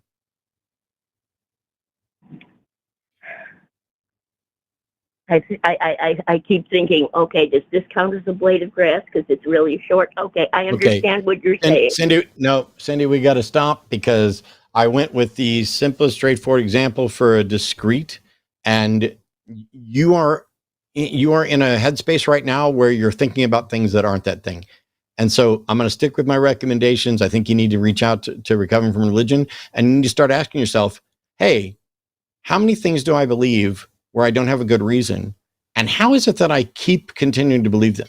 You got to do that kind of introspection, and there may be somebody out there with a better way to help you with it. But I don't have anything else to add today. Got to Thank get you past so the much for your defensive pedantry. Thank you. I appreciate your help. Bye, Thanks, Cindy.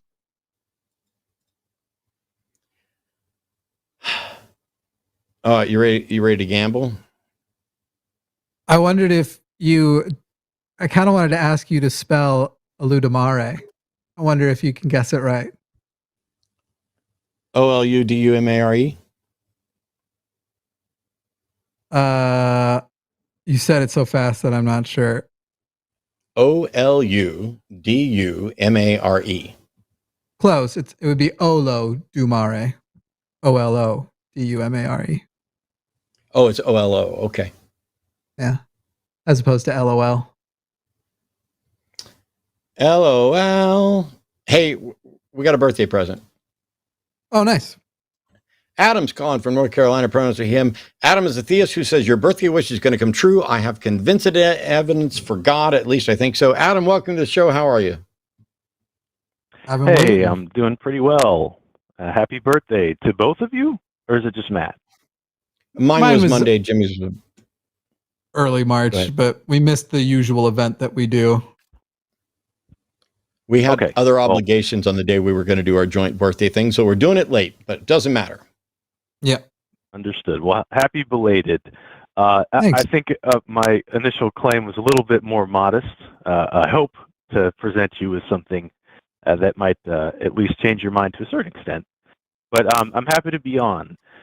So did you have any questions for me initially, or did you want me to just get right to it? Which God are you going to prove? Hang on. I am a Christian. Okay, never mind. I was going to say before you answer, I want to write down what I think you're going to, the direction you're going to go, but it's already spoiled now that you said you're Christian. Go ahead. Okay. So, okay. What evidence do you have that you think should convince us that some version of the Christian God exists? Right. So I kind of start from, is theism or naturalism more likely to be true? Okay, that's already a big problem. Okay. Because can I ask why? Yeah, because that's a question that is not a proper dichotomy. Theism and naturalism. Not a dichotomy. Yes. So when you ask a question, is theism or naturalism more likely to be true? You already poisoned the well with a false dichotomy, but that's not evidence. Well, so let me get my thought out here, and then feel free to critique. So I acknowledge that there are other views, but from what I remember, both of you are naturalists, and just like most of the discussions I've had, philosophers I've read. No. I don't understand this. For 20 fucking years, I've been saying I am not a philosophical naturalist. I'm a methodological naturalist. I have no idea whether or not anything supernatural exists, and I don't think anybody else does either, and I don't know how anyone would ever demonstrate that anything supernatural exists or that it can interact with reality in any detectable way. But I am not a philosophical naturalist, because philosophical naturalism asserts that the natural world is in fact all that exists, and I don't know. Okay. Well, my apologies then. I guess what I was trying to start with was I kind of weighed it, because to me, those are the two most likely. Maybe you could weigh in deism, but for this specific argument, this would kind of lump in the potential between deism and theism, and then from there you would determine whether deism or theism is more likely to be true. I think like at the very top level, without like getting down into more specific worldviews, those are like at the very top level, naturalism or some form of no God, as opposed to theism and then deism. So we just spent all this time with you saying the most likely options are that there is a God or there isn't a God. Those are the only options, not just the most likely ones. Right, but I want to make sure I'm. But if there are only two options, deism and theism. if there are only two options, either there is a God or there's not a God, then you don't need to say that those are the two most likely. Those are the two only possibilities, and you're trying to demonstrate that one of them is correct. And you said you had convincing evidence for it. So what is it? Sure. So I think that the Kalam is a good argument, but I think that the traditional ways that it's been defended actually fail. I think William Lane Craig himself, the biggest proponent of the Kalam, actually doesn't defend it in the way that he should. He uses arguments that I think, like Grim Reaper type defenses, that I think have problems. And so I have a defense of the Kalam. Yeah. What's the conclusion of the Kalam cosmological argument? The universe has a cause. Yeah. Does the Kalam cosmological argument include the word God at all? No, but this would be a starting point. So it's not only not evidence, it's not even an argument for the existence of God. It is an argument for the universe having a cause, which means in order to get to a God, you need to then come up with evidence that adds in what that kind of cause can be. I think the Kalam is horribly flawed, as I've done multiple videos and debates. I think the first premise is problematic, and so is the second one. But for the sake of today, let's just, only for the sake of argument, grant you that the universe has a cause. How do you demonstrate that that cause is God? So I think it's best to look at what our options are at this point. You know, obviously, we can't really use the scientific method to determine why not beyond the universe. Beyond the universe? I mean, we could, but why do you think there is anything beyond the universe at all? I'm not aware that that's even a possibility. So if the universe began to exist, that's not the case. From a state of non-existence to exist. That's not the case. You went. I reject the assertion. I reject the premise that the universe began to exist. You haven't demonstrated that the universe or the things in the universe didn't always exist in some form or another. Okay, I thought you were granting the Kalam, so my apologies. So I'm granting for the sake of argument that the universe has a cause. I reject the Kalam on both premises. Okay, so I guess should we move to try to defend the Kalam, or should we move as if we've accepted the Kalam and then why the cause? I think the best explanation is theism. Well, wow, I don't know why this is so difficult. I'm giving away the farm and saying I will go ahead and concede for the sake of this argument that the universe has a cause. What is your convincing evidence that that cause is God? Okay, so what I was saying before was that if the universe began to exist, right, from a cause, this would mean that something that must be beyond the universe, or at least outside of our physical universe, whether it's a universe immaterial generating machine of some sort, or a theistic God, or perhaps a series of universes creating new universes somehow over and over again. How do you tell which one of those is true? So we can try to find, like, what's the best explanation from either a Bayes perspective? No, you can't. So first of all, I'm not going to accept abductive arguments. But also, you don't have enough information to determine what are the possible explanations and which are most likely, because we have no ability to investigate beyond our universe. How do you determine that God is more probable than a universe-generating pixie? So we could use, well, first let me ask you, what do you mean by universe-generating pixie? Can you elaborate on that? You listed several possible things for what might explain the origin of the universe in its present state, whether it's a multiverse, a series of universes, a God, a universe, and I added in a universe-generating pixie. You have several candidate explanations there, none of which have been demonstrated to actually be candidate explanations. You're just assuming that you should be able to include those as candidates, even though there's no demonstration that they are in fact even possible. There may be, even if one of them has to be correct, There's no demonstration that any individual one of them is possible at all. And so you don't even know that you have candidate explanations. But my question was, how do you tell which of those candidate explanations is more probable when you can't demonstrate that any individual one is possible and you have no way to investigate them? So from a possibility perspective, I mean, so long as there's not a logical contradiction, I think it's at least plausible to investigate it. Like, there's no sense in investigating a contradiction. This Adam, I apologize. This is I'm going to use the word dishonest, but I don't think that you're intentionally being dishonest. This is the dishonest aspect about apologetics. Because what you just described is we have no way to demonstrate whether or not it is in fact possible, but you find it plausible.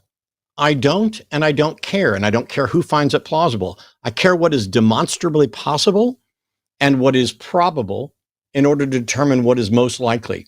You don't get to just say, I find it plausible, therefore I get to include it, and therefore I can determine that it's more probable than some other explanation. There needs to be demonstrations. If I wanted to play that game, I would just be hypothetically the proponent of simulation theory, which you would have been incapable of defeating with your magic theory. Adam, I'm curious, of all the people, you said you're a Christian. Would you mind sharing what kind of Christian you are? Protestant. Okay. Do you actively go to a church? Yeah. Of the people in your congregation, what percentage of them believe in God for the same reason, the same defense that you're presenting right now, that this is their reason why they believe God exists? Very few. Any besides you? Yeah, my men's group, they do, but there's very few. So it's a very small percentage. So would you at least then acknowledge, if you think that this is the way to get there, but the other ways don't really get there, would you acknowledge that all of your other Protestant friends don't have good reasons for believing? It's totally possible. I mean, I haven't asked everybody in my church, but I've met several other Christians that don't, to me at least, have good reasoning. You know, if you have a personal experience, that's totally okay, but I've heard some pretty interesting reasons that people believe. Don't get me wrong. How much do you advocate at your church that people believe for your better reason versus the reasons they have? Oh, I've started a group in order to get closer to folks in the church, and to try to just go through like what we actually believe to begin with, let alone why we believe. I 100% agree. There are tons of Christians today, self-proclaimed Christians, that don't really have a strong foundational understanding of the faith, of church history, let alone like what theism is. I can ask half the people in my church what God is, and they may not be able to answer that question coherently. I think you think I was going a different direction with this. The main direction that I'm wanting to go here is pointing out that it's always interesting talking to people like you, because the answer generally is what you've already sort of established. Not really. Most of the other people don't believe it that. And it seems to me that mostly this line of thinking is a sort of probably mental defense for yourself, as well as to be able to have conversations with people like us on the outside of your religion, to put up this sort of sophistry, nonsensical, doesn't actually add up when you start to pick it apart, defense of your belief in God, but you aren't advocating for your fellow believers who apparently, not in any significant way, apparently would be mostly believing for not good enough reasons. And I think it's kind of telling to what the utility of these actual arguments are when this is what we're facing. And a side note, I don't know, that's irrelevant to whether or not your argument's sound or valid or whatever else, but it's still, it's something we hear over and over again. So, I mean, Jimmy's right in the sense that, what are you going to do when you become convinced that you also don't have a good reason, and then you've been teaching all these people who didn't have good reasons your better reason, and then you find out, wait, my better reason was based on a notion of possibility and plausibility that just isn't accurate to reality. Yeah, so, I mean, we could do without the psychoanalysis or the pseudo-psychoanalysis. like to claim my motive, that just doesn't seem to contribute to the argument at all. I just but as far gave as you like an what I'm out for teaching that. people, I not you, literally, Jimmy, not you, Jimmy, yeah, but yes, I understand that, which is why I interrupted to say that. Okay, so if I'm wrong, right, then I'll have to apologize to my group. I believe that this is correct. And so I have justifications for my belief. Now, there's also utility in this belief, like from a pragmatic sense. You don't, though, have justifications. When I asked you, you called in to say you have haven't convincing even let me make my arguments. Okay, you can So start how do you whining know about that? that now, but in reality, you called in to say you had convincing evidence. And every time I've asked you about this, not only have you not presented evidence, you have gone down a road where you are going to consider candidate explanations that where there's no demonstration of even possibility, but you find them plausible. Do you not see why that's a problem? I haven't seen, like, I haven't really been able to flesh out my point to begin with. I'm sorry, I asked you a specific concessions. question right there. The reason you haven't been able to flesh out your thing is because you started with bad arguments and flawed reasoning from the beginning, and it's my job to make that clear. What's my bad arguments and flawed reasoning? I already pointed that out. It's my job to make that clear so that we don't spend 10 minutes of you going down a path that is flawed from the beginning. And the flawed from the beginning is that the Kalam says nothing about God. You have to add to it for that. So we went ahead and skipped and granted you all of that. And then it is, how do you tell what the potential candidate explanations for the change in state of the universe is? And you listed some without demonstrating that they're possible. And when called out that they hadn't had any demonstration of even possibility, you went to it's plausible, which is just saying you find it compelling, which is irrelevant. And I asked you just a minute ago, do you not see the problem with that? And instead of answering me, you went on to say something else. Do you not see a problem with asserting that your assessment that it's plausible is sufficient to ignore the fact that there's been no demonstration even of possibility? So what I actually did was I established a criteria to start with. I'm sorry, I asked you a specific question and then came back and asked you the same question again, and you are now trying to tell me what you said instead of answering the question. Do you not because see you're misrepresenting what I said? Do you not see that there is a problem with asserting that something is a viable candidate explanation because you personally find it plausible, despite the fact that there is no demonstration that it is even in fact possible? Do you not see a problem there? So you're leaving out purposefully the criteria. Okay, I'm going to mute you. Purposefully. Wait, I thought we were upset with assigning motivations. Wasn't that a thing? I want you to answer my fucking question. When we list candidate explanations, we don't get to include candidate explanations without a good reason. We should not be able to include candidate explanations without a demonstration that they are possible, which is why I asked you if you could demonstrate that it was even possible. And your response was to say it was plausible, which is basically an assertion that you are convinced of it, but that is not a demonstrated possibility. So I'll ask you this question again in a slightly different way. If somebody offers you candidate explanations that you have no reason to believe are even possible, how do you respond? And now I will unmute you. Okay, if I have no reason to believe that they're possible, is that what you said? Yes. Okay, if I have no reason to believe that they're possible, like they're logically contradictory, then I wouldn't take what they have to say seriously. Adam, that is not at all a correct understanding of what I said. And I'm going to explain it real quick.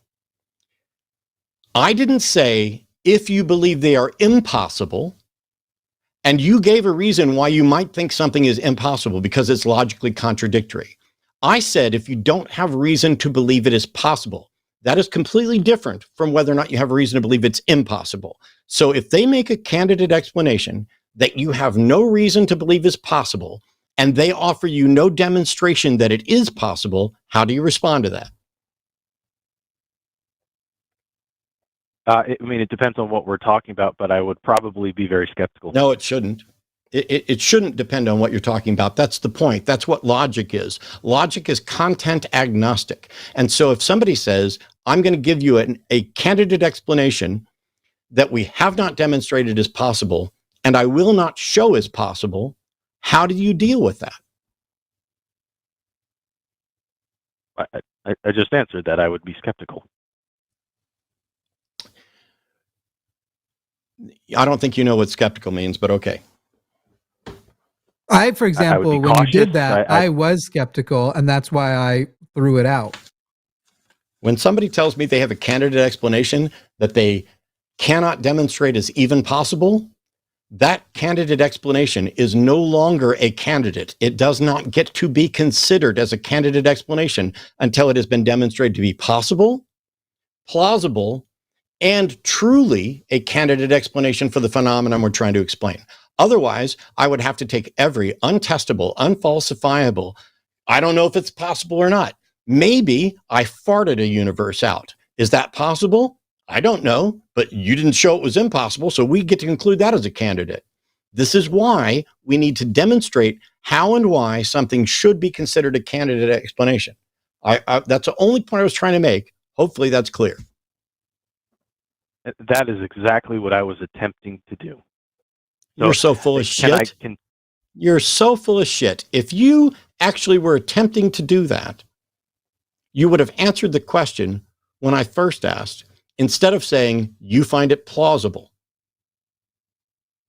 So before I said I find it plausible, I said the first metric of criteria is that it can't be a contradiction. I don't understand why you argue with that. Do you not agree? Okay.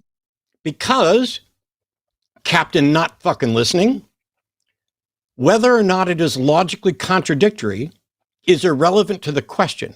If something is logically contradictory, that would definitely mean it's impossible. But there are other things that are not fucking possible, even though they're not logically contradictory, they are empirically contradictory. It is not possible for me to flap my wings and fly based on all of the information that I have. And so if somebody says, hey, is it possible for Matt to flap my wings and fly? You can't say that's logically contradictory because it's not. There are other ways in which we evaluate whether or not something is possible. And yet every time I try to get you to understand the distinction between I am not convinced that X is possible and I am convinced that X is impossible, you only, every single time, go to logical contradiction. That is not enough. That is not the only thing that determines whether or not something is possible. Try again. I agree. I was just starting there. You started there, and you then you started cut me with off. something that. Yeah. Okay, Adam, you know what I'm going to do now? Hey, Jimmy. What's up? I cut him off. I just enjoyed the the fit over not getting to finish his argument that began with a plea for us to concede to him an argument which already was flawed from the ground up. Yep. I've been over backwards to just go ahead and grant the conclusion of the Kalam despite the problems with the Kalam. The universe had a cause. And by that, I mean, whatever the current presentation of the universe is, there is some explanation for it, including the universe always existed and changed. Oh, but there needs to be some external motivation for change. Sure, whatever. How do you make a list of what the possible candidate explanations are? Well, I think one of them should be God. Well, whoop-de-fucking-do. You have to make a demonstration that it's possible and then go on to show that it is plausible and probable, and eventually, this is the best explanation. And you don't just get to say, well, it's possible as long as it's not logically contradictory. That is a philosophical, analytic possibility that has nothing to do with the synthetic empirical possibility of whether or not that can actually happen in reality. I don't know how many different ways to explain that, but when I spend all this time correcting an obvious flaw and teaching you You don't think it to say, well, I already knew that and that's where I was going. Then why did you waste my motherfucking time on all the other stuff? Why didn't you just say, I think God is possible because X. I think God is plausible because X. I think God is probable because X. Instead, you went with, well, I didn't say possible, go with plausible. Like, yo, dude, I'm convinced. Here's a question. Alexander's calling from Alabama. Pronouns are he, him. Wants to know, ask a question about whether numbers have a meaning. So, Alexander, you're on with Jimmy and Matt. What's up? All right, how are you guys doing today? Peachy. Fairly good. That's good. Sorry,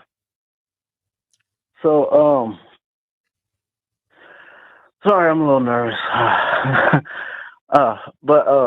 So I just wanted to ask, do you guys think like numbers, like just an off the wall question, I guess, do you think that they could possibly have any other meaning, like other than numerical value, or like what?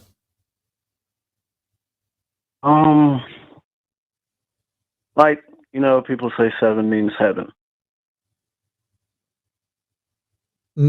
Okay, no. And I guess the reason I'm going with this is sometimes I'll occasionally look at the clock and the numbers will seem symbolic of what I'm going through in life, and it seems important to me, and I know I guess that can't be symbolically important to everybody, but you're describing a brain that searches for symbolism, not numbers, which are symbolic. This is exactly what religions thrive off of, by being vague, giving the impression that they were more profound. You see patterns and stuff. My birthday is March 31st. That's also the Trans Day of Visibility. Do you think God planned it so that my birthday and the Trans Day of Visibility are the same?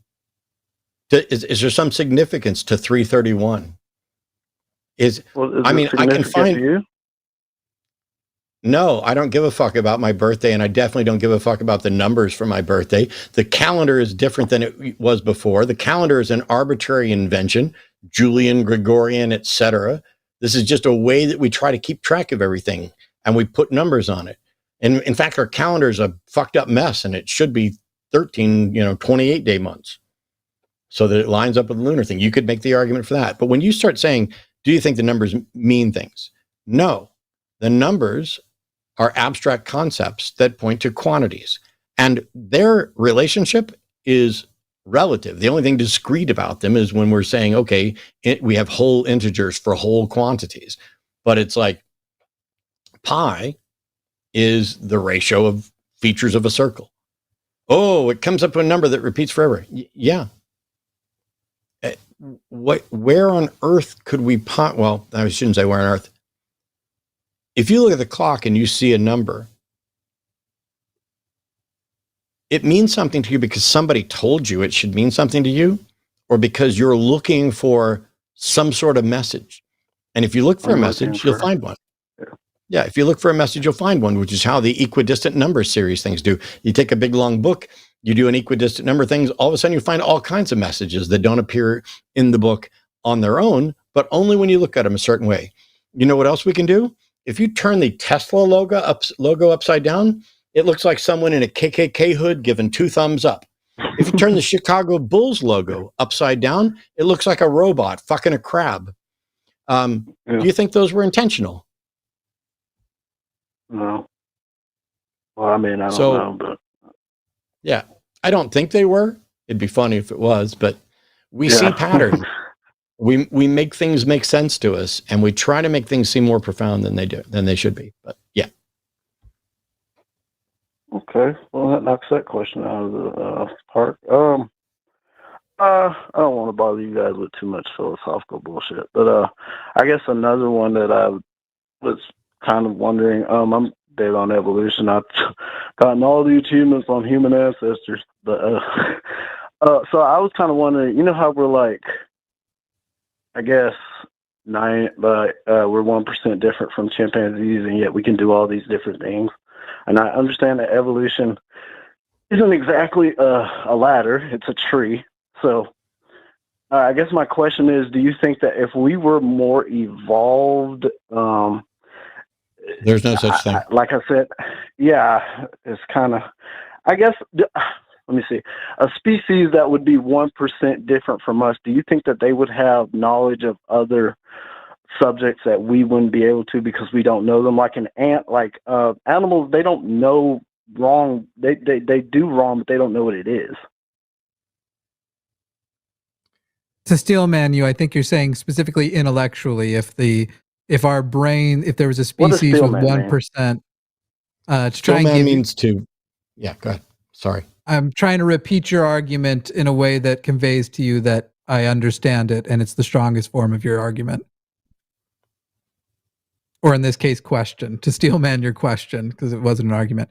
You want to know if, in the same way that we have developed specifically in the direction toward more advanced brains intellectually, could there be a species that advanced in that direction further than we did, had even more capable brains? And then what was the thing? Would that species what? Would they be able to have, I guess, discover other like chimpanzees, they can't write poems, they can't, they're only 1% different, yet we can do these, We seem to be smart enough to invent technologies that can be smarter than us, so I don't know that that's necessary, but it's conceivable. It's conceivable that there are probably, there could be species out there that can do differential equations in their head as simply as we do basic times tables, but we're clearly inventing things that can do that. And I think that we've passed an intellectual threshold where whether or not we become smarter or not will be unnecessary because we'll have machines that are smarter than us. Yeah, there's potentially, the question could just be, hey, what if is there anybody that could be smarter than us anywhere? Sure. I don't see any problem with that. And also, you got to remember, when we're doing math and calculations and stuff, we tend to work in base 10 the majority of the time. And that's for a lot of different reasons. Is that because of the number of our fingers? I'm not trying to cut you off, but literally the words I was saying was that's for a lot of reasons, not the least of which is that we have 10 fingers.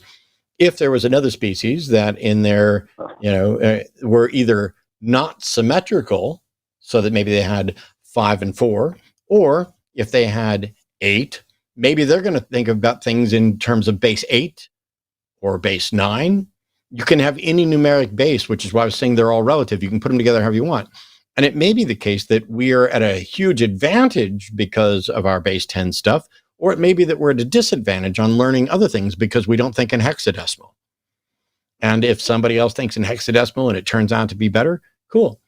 So yeah, there's no reason to think that if there's other life anywhere else, or that if we continue to change, this is why I say there's no such thing as more evolved. That's like saying more changed from what or to what. There's no goal. There's just change. And also many of the other great apes do understand right and wrong and have a sense of fairness. And so you're already overestimating the fact that while we are generally intellectually superior to all of our other great ape cousins, we are not as intellectually superior to them as we think. And when people use insults like bird brain, crows use tools. So anyway. Yep. All right. Food for thought. Cool. Thanks, Alexander. I got to let you go. We got to move on. Thank y'all. Happy late birthday. It was nice talking to you. Thanks so much. Bye-bye. All right. Brian from Pennsylvania is here with pronouns he, him. Is a theist who maybe, it's got a question mark. If you experience communication from a god or the afterlife, would you believe it? How would I tell it's from a god or the afterlife, Brian? I don't know. If it was an experience that you had, that, you either that God came down, like say God came down right in front of you and was like, I am God. And, how do I know? It could be right now. I don't know. So I don't know how you would know. I don't either. Actually, Brian, I'd even go ahead. Sorry. I would ask this, Brian, have people had that experience and been wrong about it being God, say a schizophrenic person? Oh, probably, right? So there's a naturalistic explanation for that experience. And right now, I am at the very least a materialist. A natural explanation certainly seems more likely than a non-natural explanation. So if my schizophrenic state has not gone so far as to also just delete my cognitive abilities that have put me where I currently am, wouldn't I still resort to, there's lots of confirmed people having these experiences for non-supernatural reasons? Wouldn't I default to that being the most likely explanation over the never proven it actually was supernatural?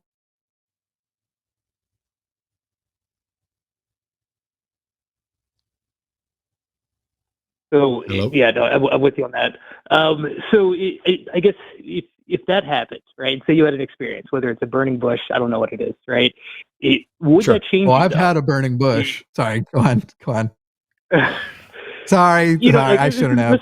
This is a hypothetical. It really is. It's outside the topic really for tonight. But at the same time, if that happened, say a burning bush, and it was communicating with you, and it was saying that it was God or something from the afterlife. Say, I don't know if you have like a relative that passed away. If that relative, can we just stop? Hey, Brian. Sure.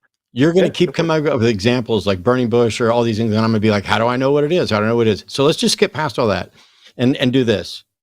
If I was shown incontrovertible, reliable, good evidence that there is in fact a God, would I believe it? Of course.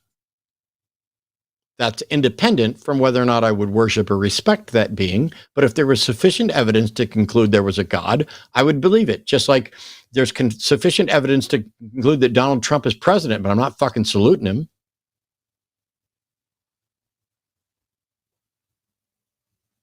Or wearing a suit in his house if he ever invites me. Yeah.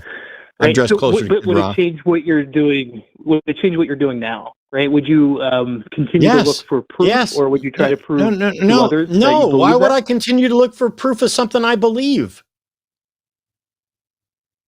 Would you try to get God to call in that happens? Would I try to what? Would you try to convince others that happens?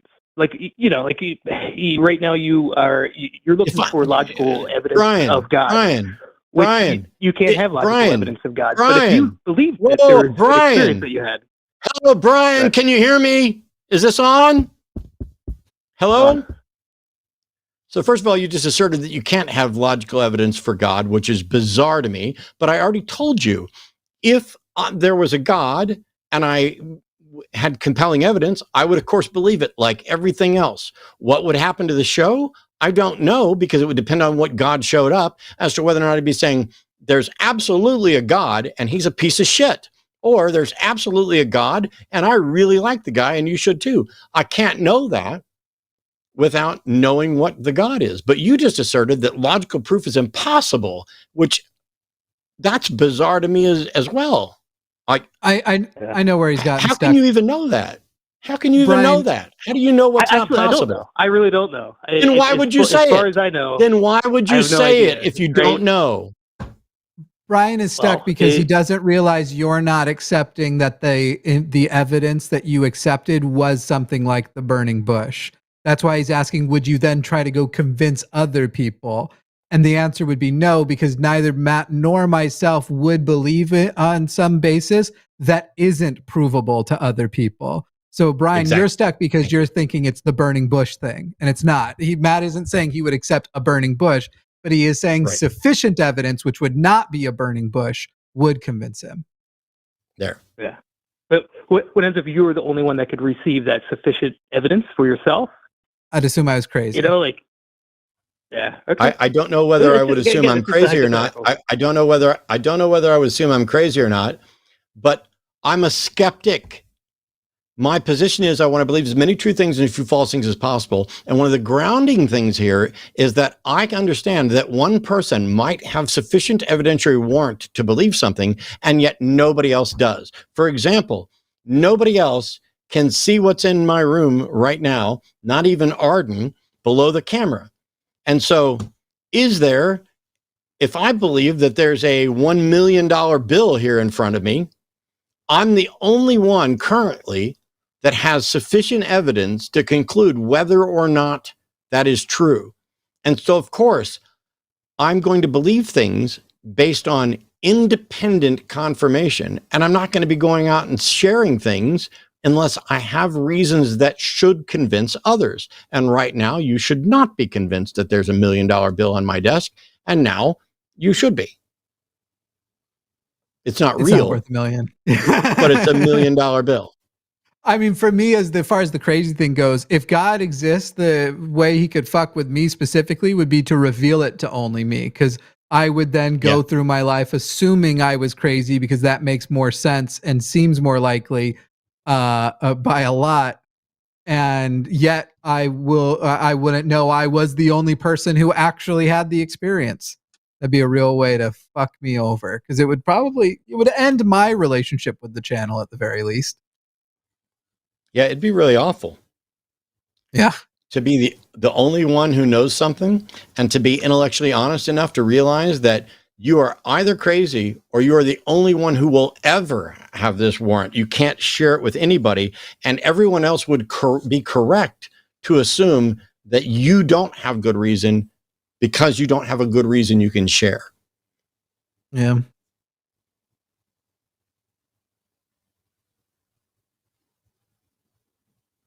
Brian, did we scare you away, Brian?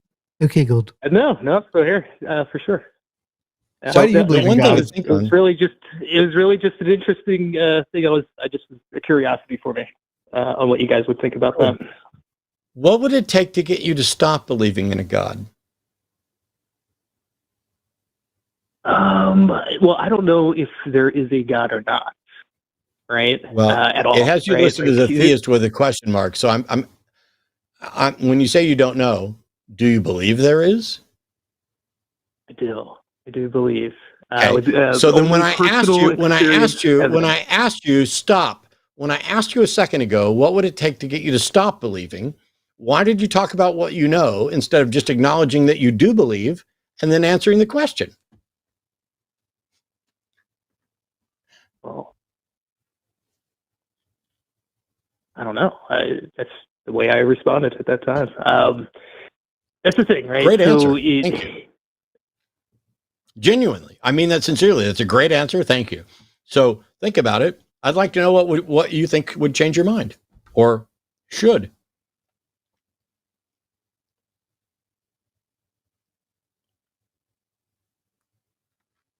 I mean, you don't have to answer it now. You can think about it and call me back.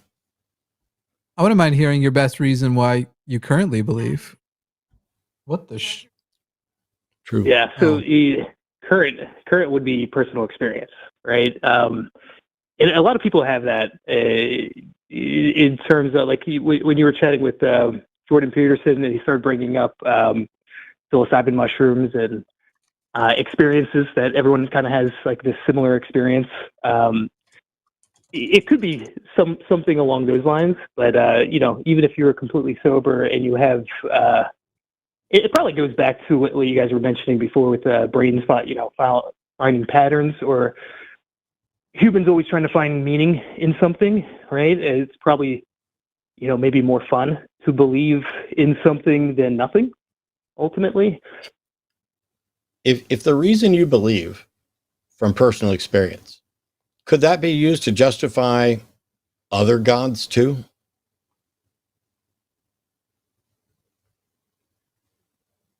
Oh, see, like we have all the, I don't know how to answer that. So we have all these other gods, right? And all these other religions. And I think all of them are wrong, right? I don't think anyone knows at all. That's pretty arrogant. And I guess. But at the same time, I think there is something more than this life for our consciousness.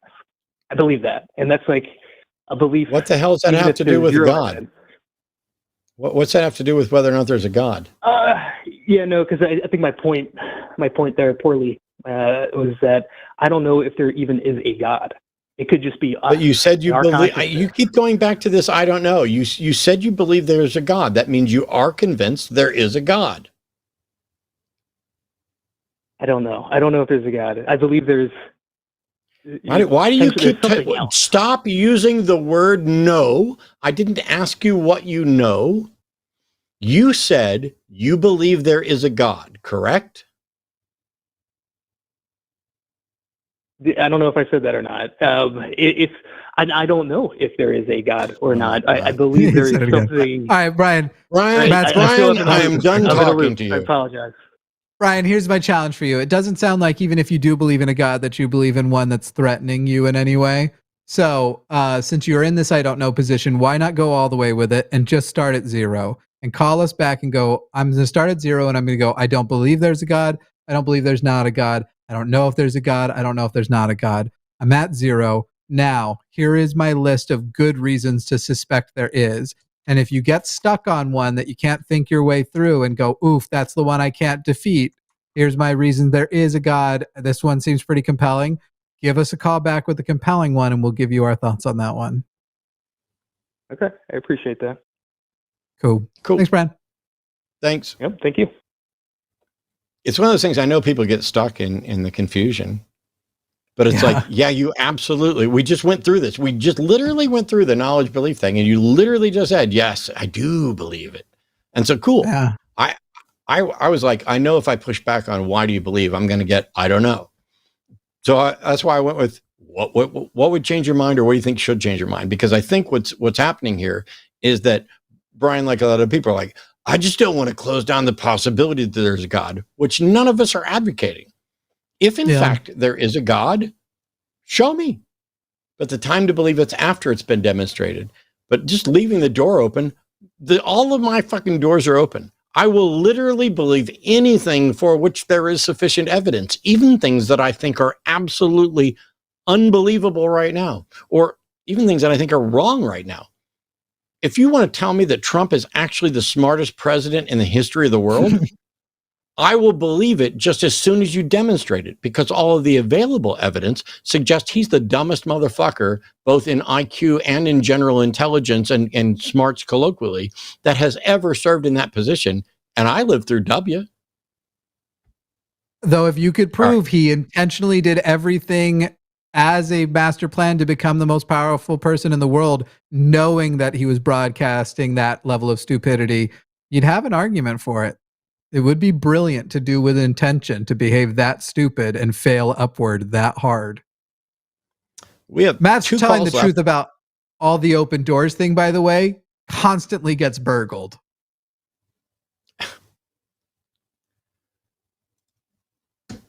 Scott's calling from Missouri. Scott's an atheist. Proud to him. That says, can anything make you believe in the supernatural, or are you set that there is no deity? Hi, Scott. Not only am I not set that there is no deity, it's not my position that there is no deity. And I will believe anything, including the supernatural, just as somebody demonstrates some way to show that it is in fact real. So my position is not that my position is not that the supernatural is not real. It's that it hasn't been demonstrated to be real. And my position is not there is no God. It is there has been no demonstration of God. So you got my position all wrong. But go ahead. Well, you got I guess your screener got my bio all wrong as well. I'm not an atheist.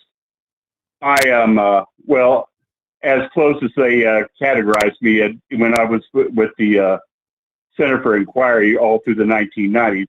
They defined me as an agnostic, which I'm not really. Oh my agnostic God, definition. Let's go.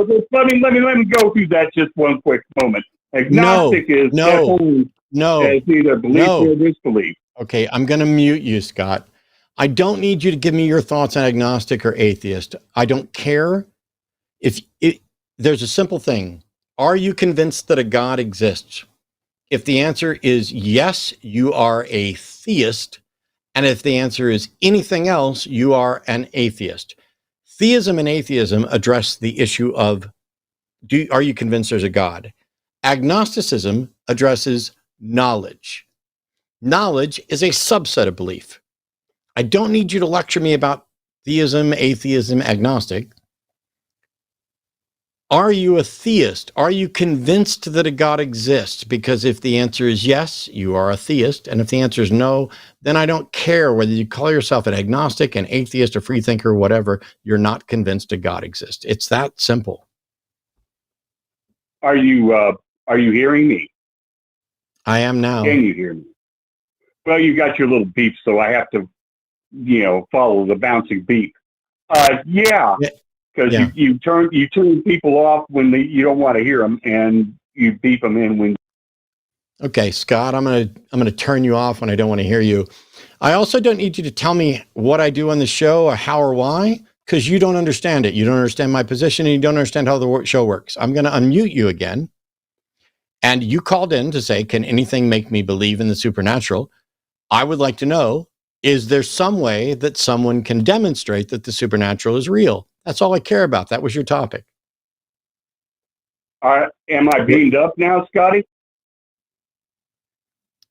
Can you hear me? Would you like to be able to talk on the show at all?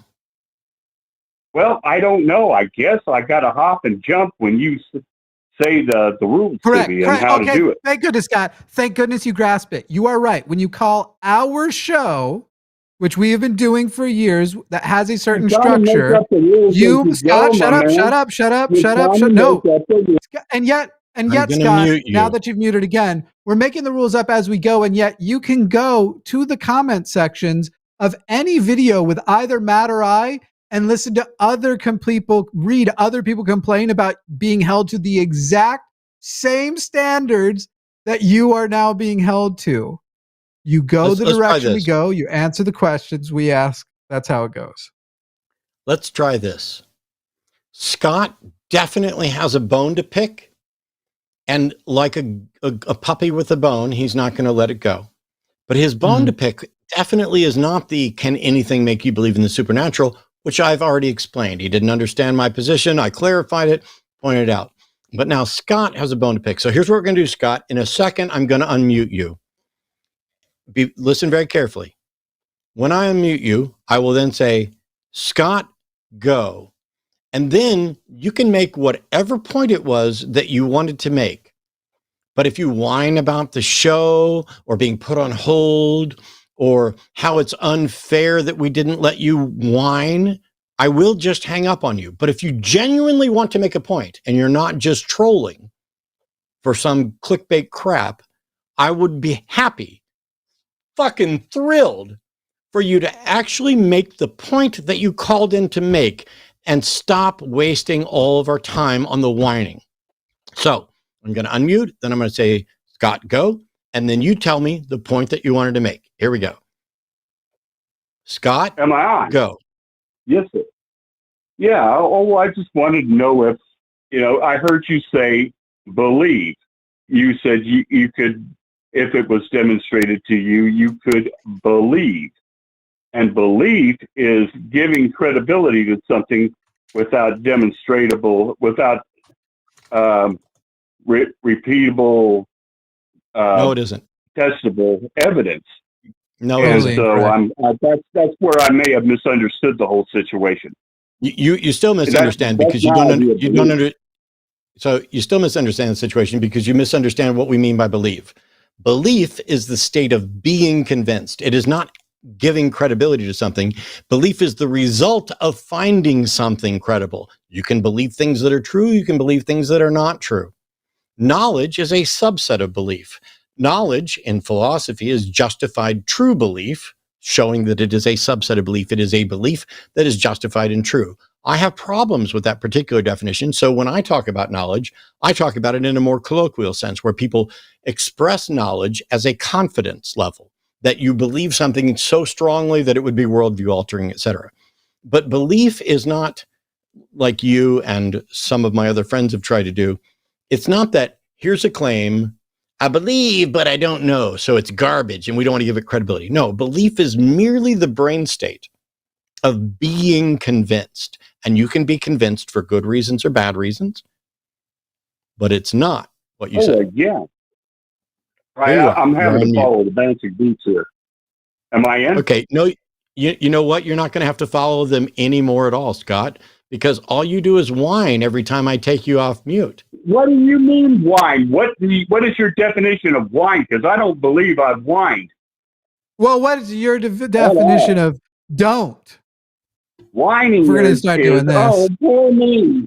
Yeah, okay. Oh, what is your definition of poor? If we're going to do this, I'll just be, if we're just going to be jackasses, I'll be a bigger jackass. I am whining about following the beats, the bouncing beats. Am I being heard or am I not? This is not open. This is not an open discussion. This is you're the dominant mistress wearing the leather here. Yes. So bend over and take it, buddy, because it's my fucking show. And if you're going to be a jackass that whines, I'm going to keep doing it. And you can try and guess whether anybody can hear you or not because you're on a fucking delay. But you didn't have to be a jackass. You could have just made your point. You could have made your statement. But you whined like a little baby. Well, I got to follow the bouncing ball. This isn't fair. This isn't an open conversation. Correct. This is you calling in with questions which we answer. We have questions which you need to answer. And when there's an error or something we disagree on, we are going to ask for clarification. We are going to correct things. So I'm going to give you, despite the fact that I should just hang up on you now, I'm going to unmute you again. Oh no, Scott ran away. Bye, Scotty. Scott, the day you call in and it's a fully open, fair, balanced, equal, that's the word I want, equal conversation, it would mean that you're getting a check for your appearance. You ain't getting any checks for that garbage. Yeah, meanwhile, the other theist that called in didn't suffer from the problem that you did. Oh, I know, you're not a theist. You're not an atheist. When those are the only two options. Yeah. You're an agnostic. Because you've called before with your bullshit of, why do atheists have such a problem with agnostics? We don't. You've got a big old fucking chip on your shoulder. Captain used to be with the CFI. You've got a big old chip on your shoulder because you have a fundamental misunderstanding of the word belief and knowledge. You have a fundamental misunderstanding of epistemology. You have a fundamental misunderstanding of what any of us even mean by saying you're a theist or you are an atheist. And it really bugs you because you have a particular, very confused understanding of belief. And it bugs you that nobody else seems to agree with you. And they don't agree with you for very good reasons, both from the philosophical community right down to the groundings of epistemology. And yet I gave you multiple opportunities to state your case. And all you did was wind up agreeing or whining. So I don't need you anymore. And next time you should say, I am sorry, sir. Please may I have another, and lick my boots on the way out. Figure as long as I'm going to be a dominatrix, I might as well get credit for it. They're covered in rat poop. Mark is our final caller from tonight. Mark's calling from South Carolina, pronouns to him, who's a theist who believes psychic phenomenon and can tell us why. Welcome, Mark. We're happy to hear why you believe in psychic phenomenon. Oh yes, I'm more than believe. I know, and I'll tell you why. Years ago, I was working in public television, and there was this sort of world-class psychic from Miami named Mickey Dane who came through to do a call-in show. And I was just standing in my doorway wondering what the commotion was. She was followed by a whole bunch of employees from the station, just walking down the hall, and she stopped at me. And I didn't ask for a reading. She said, she said, you're creative. She said, you're very creative. She said, they don't understand you around here. She said, you might be psychic because you have dark rings around the irises of your eyes. And I thought, well, that's all interesting. So my friend was having trouble with his brother, and so he wanted to meet her. So I took him backstage before her show, and he said just 4 words to her. He said, I'm worried about my brother. And she said, that's not knowing what his problem was. Oh, okay, you got it. He said, oh yes, he just wrecked his car. It was 2-tone blue and green. He'll be getting a new one soon and doing much better. Oh, absolutely true. I told my wife that story. She said, oh, a lot of people have blue and green cars. And I said, no, they don't. I don't think I've ever seen one. But I watched her for the 90 minutes on the air, taking very, very fast calls. And one guy called in and said, she nailed them all. One guy called in and said, a woman called in and said, I'm leaving on a trip in the morning. And the psychic cut her off and said, oh, yes, you're going to Stuttgart. And that surprised me. And she did the same thing all night. She did not miss a single call. It's amazing. Why didn't she go collect? Yeah. Why didn't she go collect the $1 million from the James Randi Educational Foundation? Well, in fact, I don't want to. Well, okay. Yeah, I know about that. And James Randi said he always had an out when somebody who was really major came to him, and he thought they were. I'm going to stop you. I'm going to stop you for a second because you are currently lying about my dead friend. I asked why she didn't apply for and win the $1 million, and now you are lying about Randy, and you're about to piss me off. So why didn't she win the $1 million? Well, my inside information is that Randy, his words were, I always have a way out. He would not take a bet. Okay, Mark. I asked why she didn't win the $1 million, and you keep lying about my friend. You don't know what the fuck you're talking about. That's not how the challenge worked. Randy wasn't involved.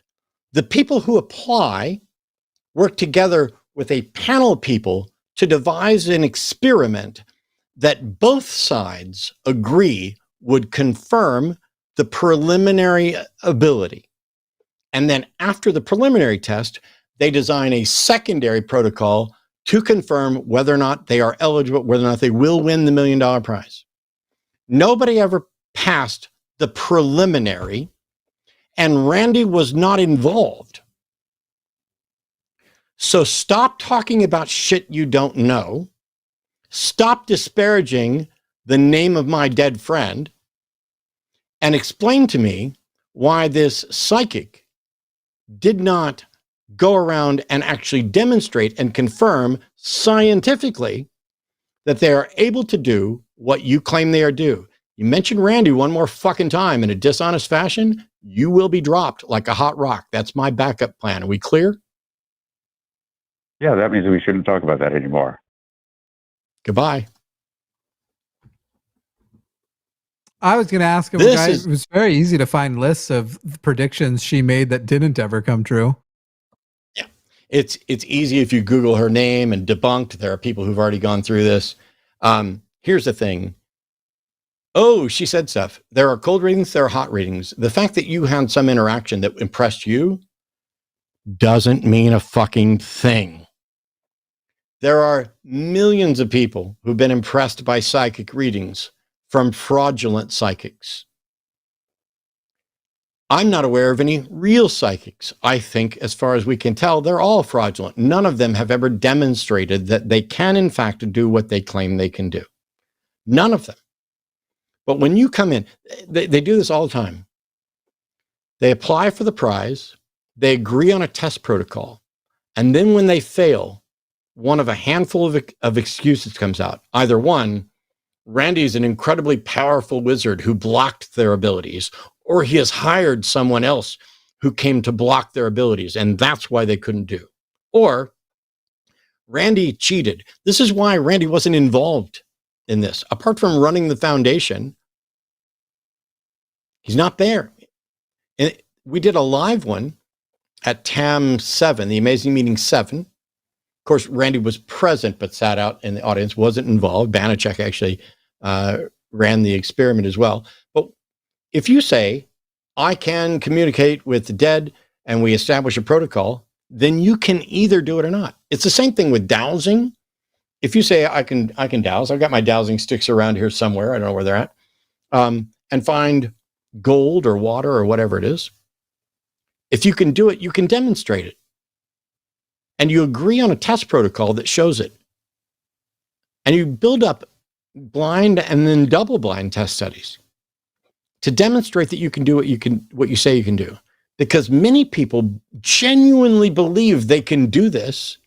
And I would highly recommend that you look up, oh crap, I'm going to forget the name. Somebody in chat's going to get the name.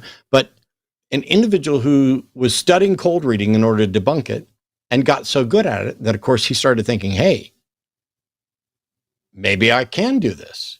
You know, when you get to a point where you are better at reading people and making generalized statements, it can start to feel like you have something kind of like a psychic thing. But the way to test it is to come up with a test protocol to remove the bias, to remove your bias, the audience's bias, and the tester's bias.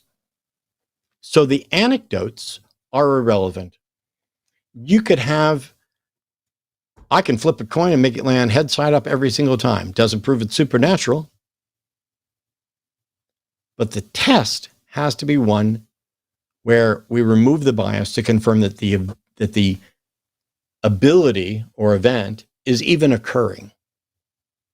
We don't care what the explanation is. If any of them could even do what they say they do with any consistency beyond random chance, they would have won $1 million. And the fact that they don't, what are their excuses? Oh, Randy cheats, or Randy has a way out, or Randy's got a superpower, or hire somebody with a superpower. Or, this is my favorite, I don't need the money.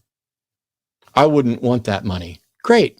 Go win the $1 million and donate it to charity. Why don't you care about starving children enough to go earn them $1 million? It's vile how once people believe something for which they have no good reason, but they're absolutely convinced is real. You listen to him.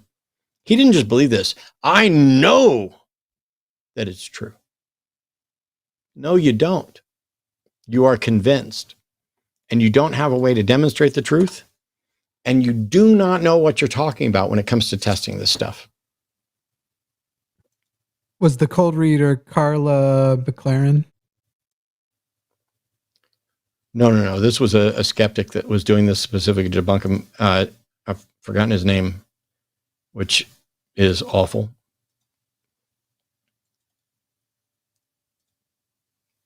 For some reason, my brain is not letting the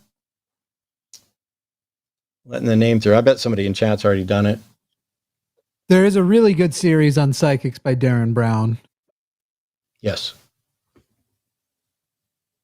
But, all right. I have a queue. Someone said that right after I did, too. I have a queue of super chats if we're ready to get to them.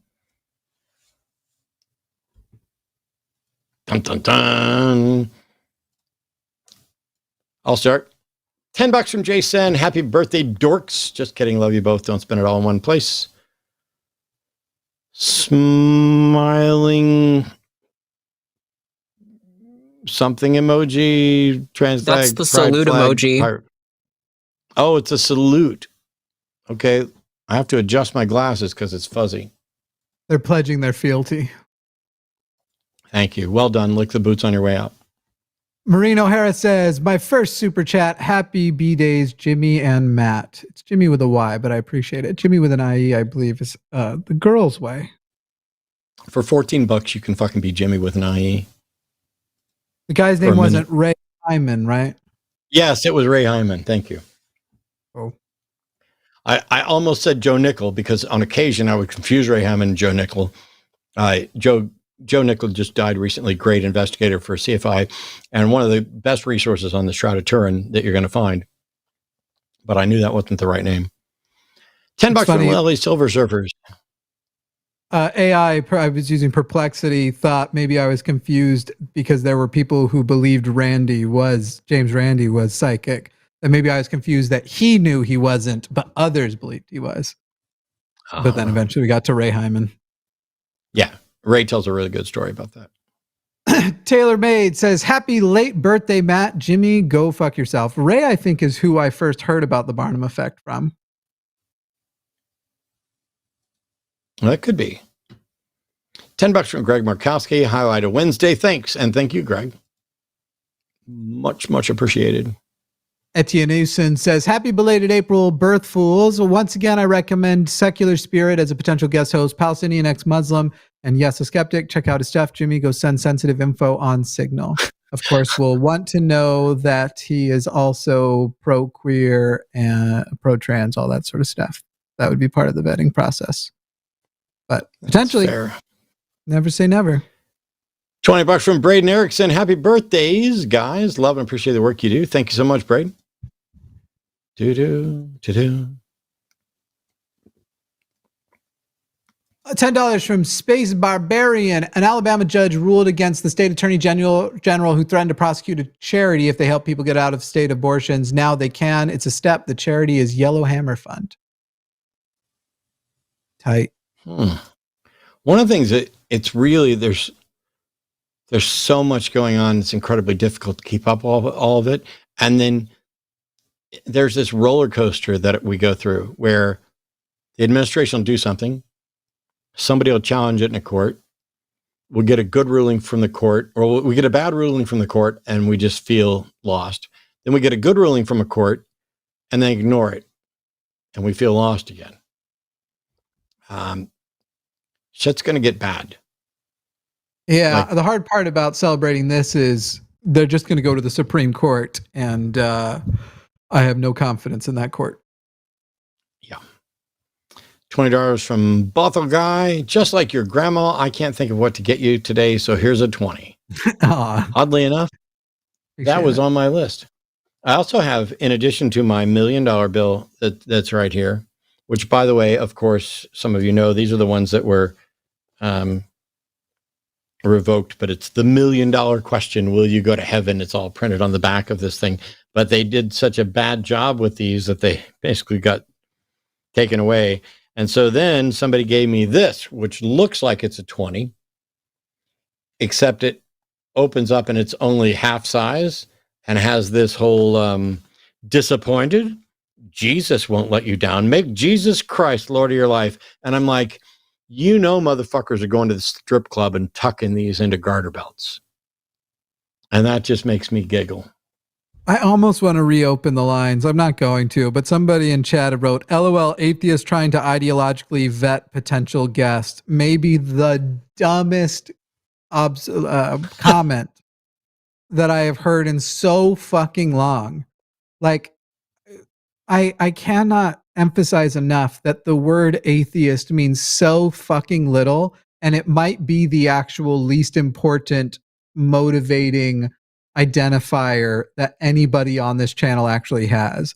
Because if all we were interested in doing was making people atheists, I would shut down the fucking show. I give a fuck if people become atheists. I care if they become secular humanists.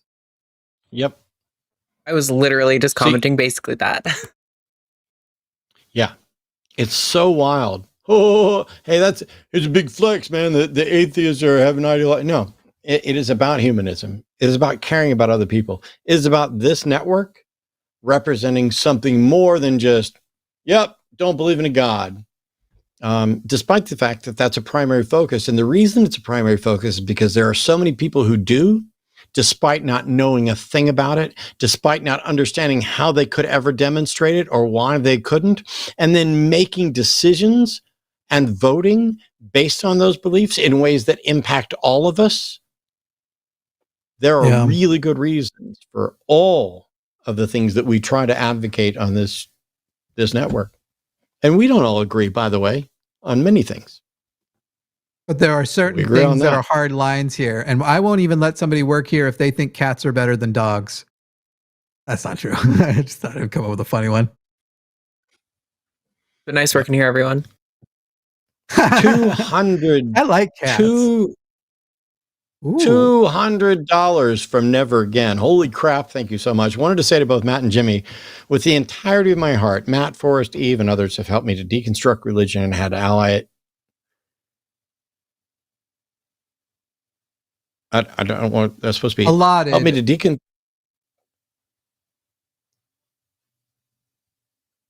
I think it's meant to say had allotted not only to myself, but allotted me the tools to help my family deconstruct as well. Question everything. Love you all. Maybe allowed? Yep. Oh, allowed not only myself, but allotted me the tools. I was think wondering it's if it still was allotted. aided, but who knows? Had allotted to In any not case, only myself, but allotted me the tools to help my family deconstruct as well. Yeah, I think that's what it is. Whatever it is, the gist of the message is We understand. We appreciate it. And thanks for your kindness. I mean, it's great. Well received, and we greatly appreciate it. Did you know, I did not learn until I'm 35 years old that the dollar sign for American currency has only one line through it. And then who has it too? Is it Mexico has two for pesos? Has two. I didn't know that it's a regional difference on whether or not the dollar sign S has one line versus two. I thought I've been doing both of them my whole life. I don't think that's correct. So maybe I just believe something I read on Reddit. I always thought it was an either or, that it was just a typography thing. But if so, okay, cool. I'm gonna look $10 for Quiet Wind 01. I live in Illinois. As much as I am far left, I fucking hate this state. Unless you plan on moving to Chicago, you'll be surrounded by right-leaning idiots. Look at the map by county, not states. Here's the thing, and I'm going to steal some. Actually, excuse me, lovely and talented producer lady. Yes.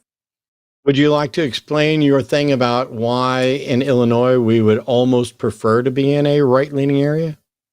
Oh, yeah. I mean, it's basically my reasoning is that if the state has good laws that protect the rights of trans people, then I think it would almost be strategically more beneficial to live in like a red district, because then you can help push that district leftwards and like more strongly secure the blue hold on a state. That's kind of my thinking on it, but there can obviously be like city ordinances and stuff that can make that like impractical. So you'd have to be strategic where you went.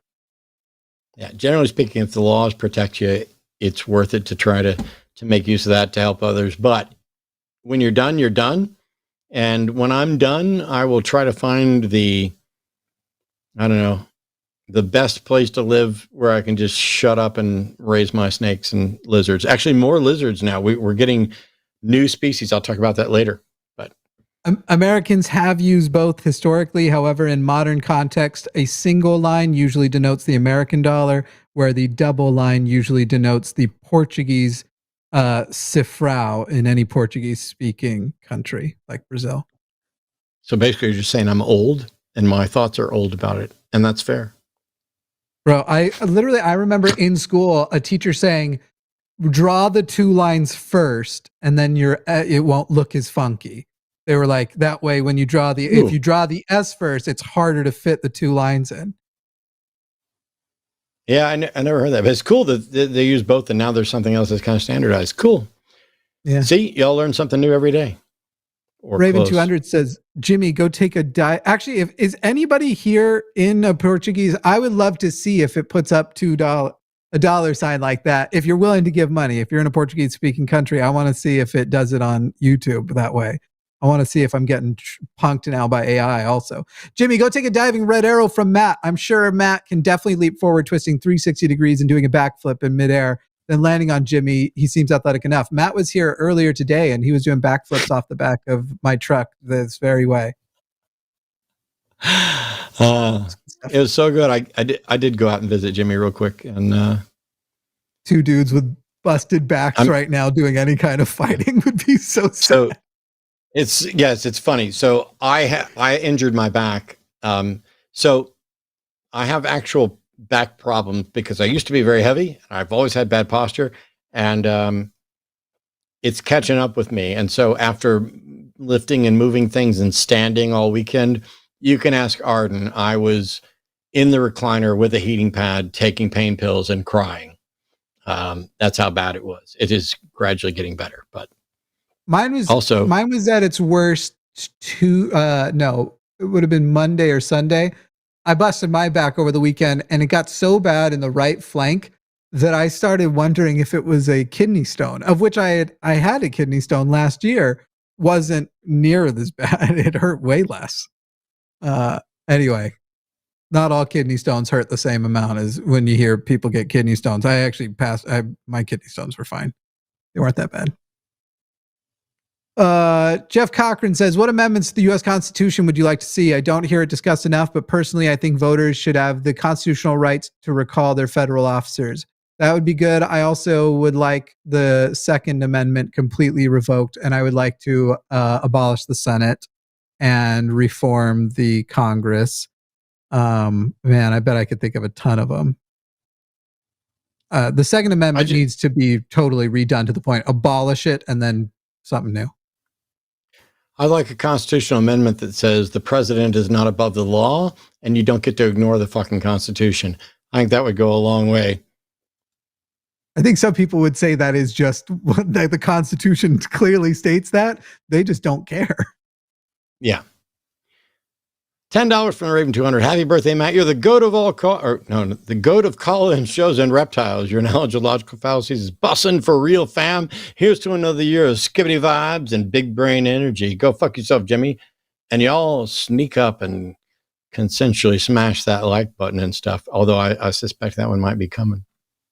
The main thing is that he's actually saying specifically you're the goat of call-in shows and reptiles simultaneously. Yeah, it's the whole title, both at the same time.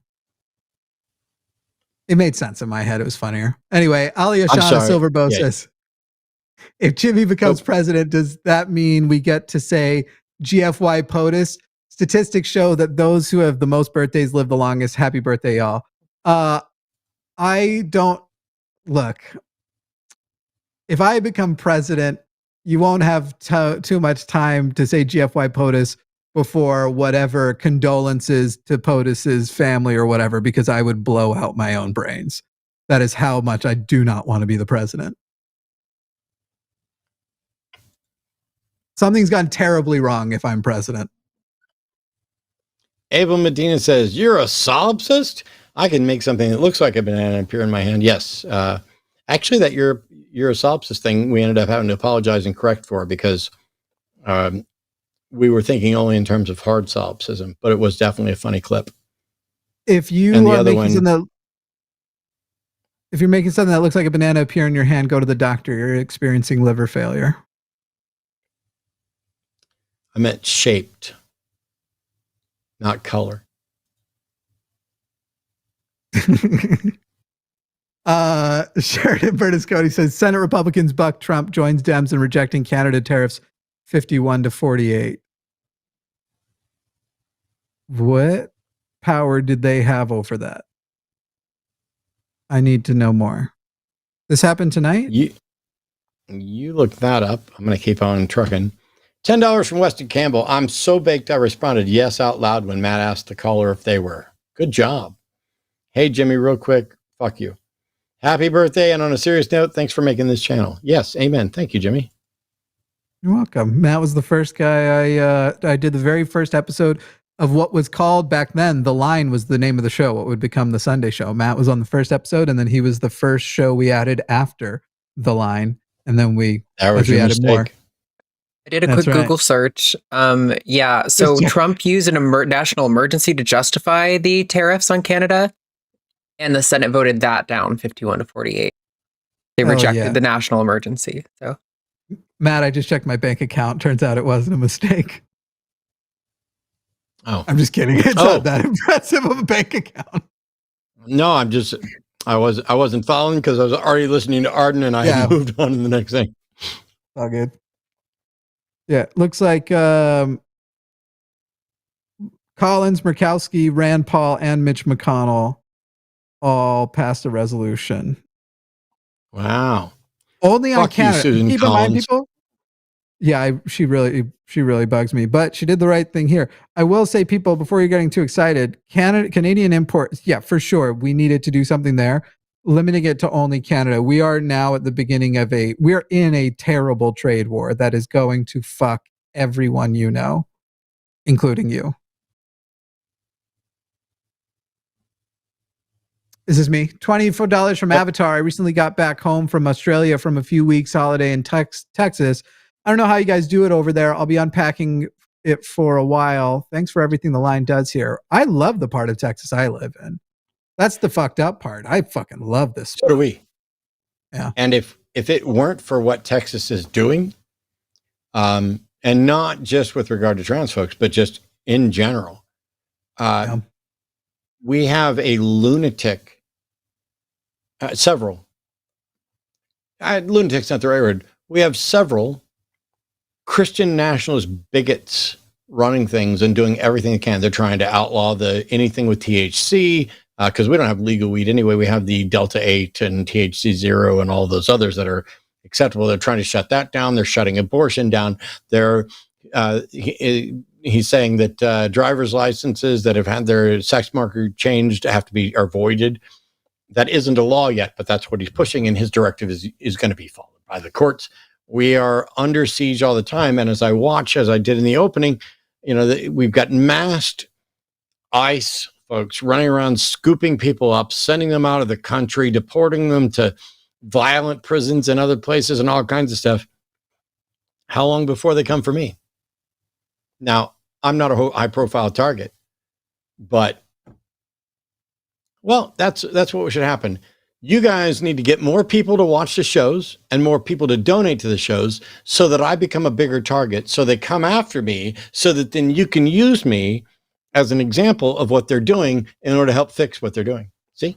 I'll tell you what, we're bigger than, not necessarily bigger as in size, but we are further up the list now that we're seeing all of the bills starting to materialize against trans resources, not just like, obviously hormones and everything else. There are people trying to go after transitioning, but also educating people on trans issues. I may have to flee the state of Texas one day, very short-lived, because I own the channel that runs TACIS. Like that's going to be considered trans propaganda by them. At this point, I wonder if I'd be more surprised if they don't try to make trans propaganda, quote unquote, illegal. Yep. So we're higher on the list than people realize. I'm waiting for them to continue down the road of deciding how you can wear your hair, what gender affirming care you can or can't do. So, for example, can I get breast implants? I should be able to get them just because I want to. Doyle Brunson, poker player, did it on $1 million bet 40 years ago or whatever. I should be able to get breast implants if I want them, whether I'm cis, trans, whatever. Maybe I just like feeling titties. And I just decided, you know what? I'm just going to sit here and that type of stuff. They are pushing back to essentially make you illegal. Hey, you don't look on your driver's license like the sex your driver's license says. And the response will be yes, because I look how I look day to day. And so what they're saying is, if you were born female and have F on there and you dress too mannish, you better put on something that looks more traditionally female for your driver's license picture, even though it's not going to look like you in your daily life. And you can reverse all of those to find out the other thing, or to make it go both ways, essentially.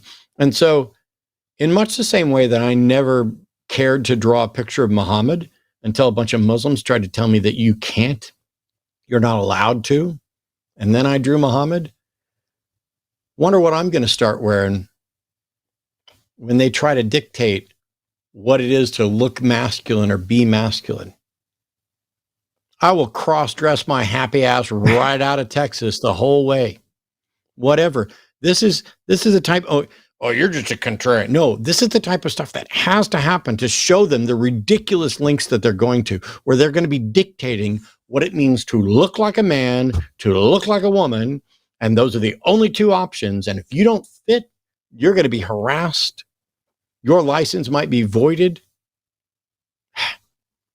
It's not contrarianism, it's civil disobedience. But on the theme of being told things we're not allowed to do, if you don't mind, can I commandeer the show for a moment? Like 10 seconds? Yes, I don't mind. So Arden, would you put me full screen? Yeah, one sec. Please don't clip this and put it on Twitter. Elon Musk is cisgender. That's all. And Elon Musk has more gender confirming surgery than most trans people have. Rumor has it that one of them got botched. Rumor has it. I have no evidence except for the way he behaves that he in fact had a botched penile implant.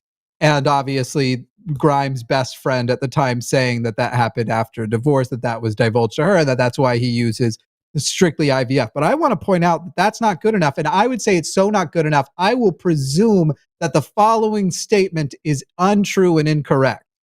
Elon Musk had a botched penile implant. And I will say, I don't give a shit either way. We know he's had gender affirming surgery, and more gender affirming surgery than most trans people are ever going to have. Yeah. That's just a fact. Oh, also, he does more ketamine transplants. than most of the trans people I know who do ketamine therapy. That guy's... That I don't know. I keep hearing that, but I don't know. But I will say that, you know, when Sam Harris just flat out says you've lost your mind, I trust Sam enough to think that's probably realistic. Yeah. $10 from Weston Campbell. Sorry, Matt, I was 1 minute behind with the call from Cindy. Did not intend to backseat host. RFR is a wonderful asset. Saved me. Appreciate how Cindy called it. Yeah. I get it. You were trying to be nice, and it's fine. I just want to let you know how far behind you were that I had done that. I don't look like Matt Walsh, do I? Someone just asked, why is Jimmy cosplaying as Matt Walsh? What is what?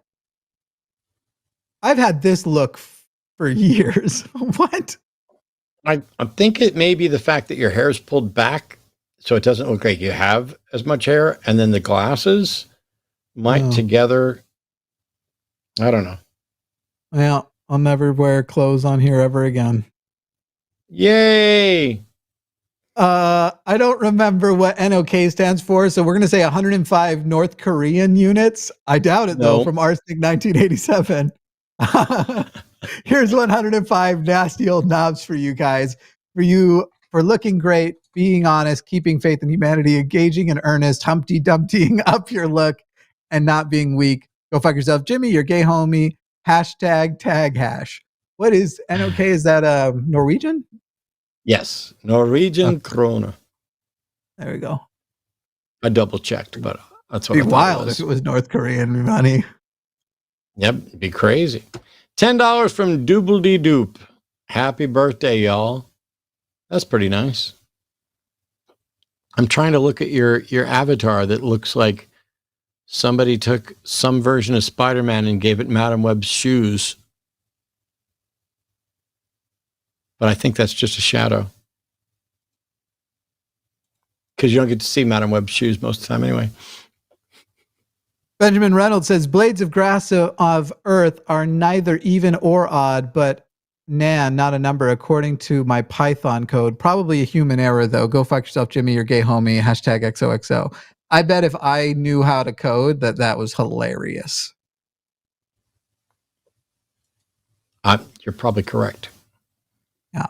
$10 from Joshua. Jimmy, sincere appreciation for all your hard work in the line. The high quality of the channel and its host reflect your intelligence and diligence. Thank you. How uncomfortable do you feel right now? No, look at the avatar he used. It's from one of the split screens that Forrest That's and a Forrest did together. Yeah. It's a good one. Thank you, Joshua. Jessica Gallagher says, I'm thankful for you both. Have to travel with my uber Christian dad for a medical appointment, and I'm nervous, but then realize the line has been preparing me for this. I've got happy birthday to you both. You go, your gay homie, and of course, go fuck yourself, Jimmy. That's awesome. And look at that picture with that little baby. Even people who don't like kids have to say that's an awesome picture. If you just $10. If I know older men well enough, and I think I do, just ask him, just say, Dad, tell me about the best thing you ever sanded. And that'll take up the whole trip. Ask him how to fix something. That'll work. $10 from Benjamin Reynolds. But if I leave pot everywhere, that's going to give people the impression they're supposed to use it. Now I have to create Republicans, and God wept. That's, Bill Hicks.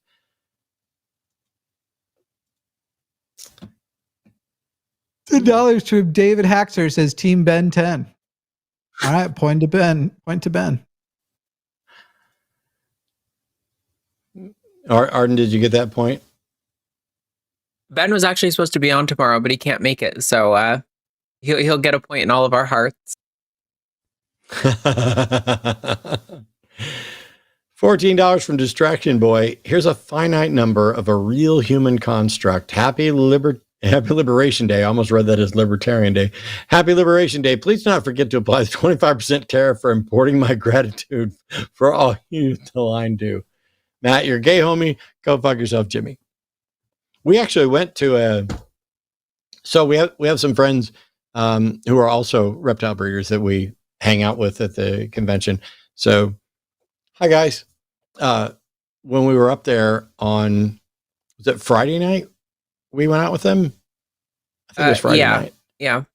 So anyway, on Friday night, we were in Dallas and we went out with them to JR's, which is a gay bar in the gay bar district over there in Dallas. And we watched Drag Race, and I never really watched Drag Race a lot, but we were having a discussion to try to figure out exactly how gay I am. I gave myself way more gay than the rest of them did. I went up to like maybe 10%, and Arden was like 2%. But because I knew what color persimmon was, I got 3% from the guys. You don't have to be secretive. The friend was Michael Knowles. Wouldn't that be funny? He's one of the big names at the Daily Wire. Very transphobic, very homophobic. Yeah. Although he was like in a gay porn once or something. It was a movie. He played a gay Okay. character in a movie. Yeah. Very demure. Yeah. I found out from a friend that those guys are all tiny. Matt Walsh and Michael Knowles, they're like 5'5", 5'6". And I don't want to body shame anybody or short shame anybody, but when you make it other people's problem, I feel bad that in my head I went, oh, obviously, of course they are. I don't know.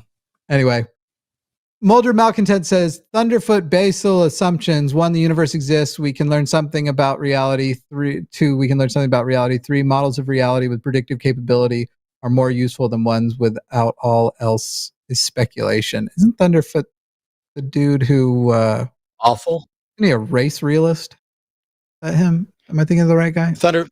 Yeah, I don't care to hear about or from Thunderfoot ever again. And by the way, those things didn't originate with him. Just like me caring about as many true things and as few false things as possible didn't originate with me just because I phrased it that way once.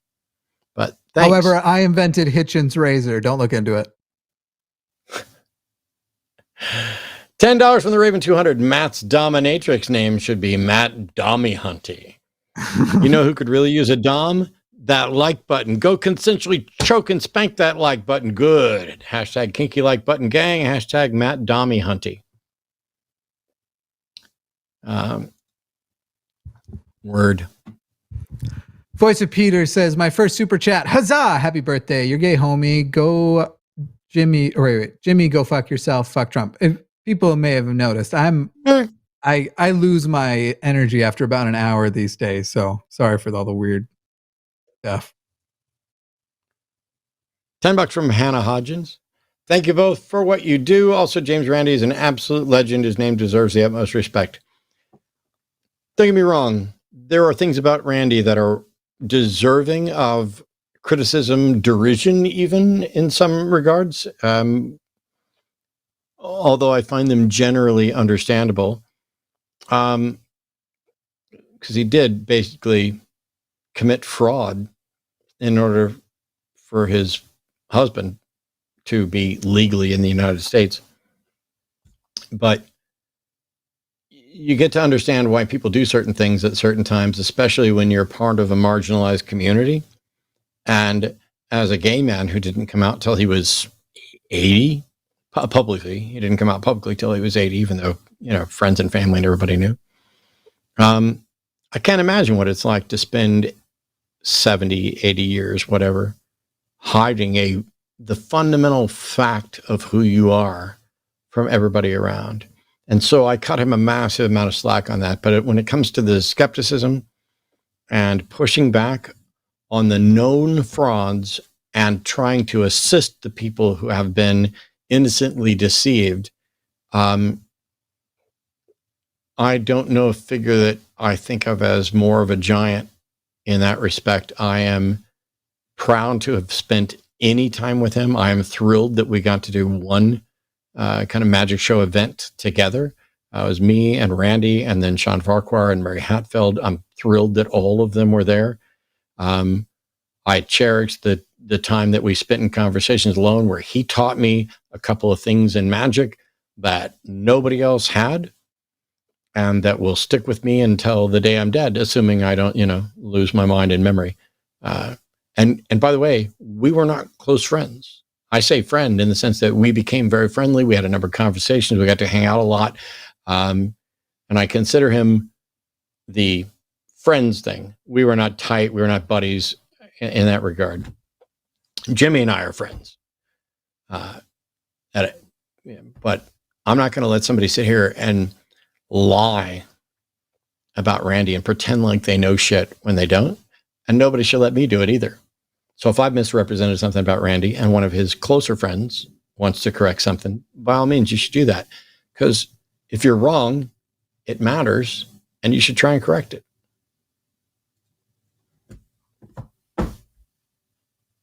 Jamnik says cats greater than dogs, secular humanism greater than atheism, The Line greater than any other show on YouTube. Happy birthday, fellas. I prefer dogs, but I like cats. Perhaps it's because I'm more allergic to cats. I don't know. I prefer dogs, but I can't have them right now. So we have a cat. I love cats too, but we can go away for a weekend and the cat will survive with its automatic feeder and litter boxes. You can't leave a dog for a day. You've got to come up with a solution. And between the lectures and debates and reptile shows and everything else, somebody offered us a dog this weekend that was on a scale of 1 to 10. How pretty was that dog, honey? Oh my God. He was like a solid 9. He was a husky and he was so well behaved. He was the sweetest little baby boy. He was shedding like crazy, but he was 10 out of 10 on behavior. And I was like, oh my God, I want him so bad, but we just can't. So, and we talked about it, and genuinely, if either of us could have come up with any way to actually make it work with our lives, that dog would be sitting here right now. Actually, probably be in with Arden, but the dog would be. But we just can't. I love the puppies. $10 from Mercenary Crow, and here's some actual money to make reading this worth it. LOL. Keep fighting the good fight, y'all. I always learn a lot watching Line. Here's to the host and a shout out to the staff. Huge shout out to the staff, not just the producer down at the end of the hall, but our call screeners, our moderators, the people who help make all this happen so that I get to sit here and talk without panicking or worrying about, is somebody in chat calling me Humpty Dumpty? Which, by the way, from now on, moderators, they can call me Humpty Dumpty in chat. No shell off my egg. Here's another one.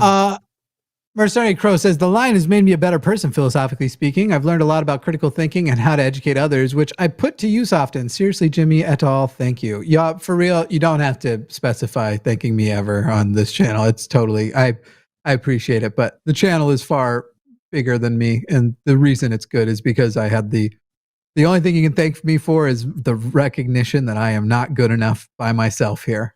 That's it. This would have been a really good opportunity for me to have that Kindle thing to scribble on, because what I'd like to do is I don't even have a marker here.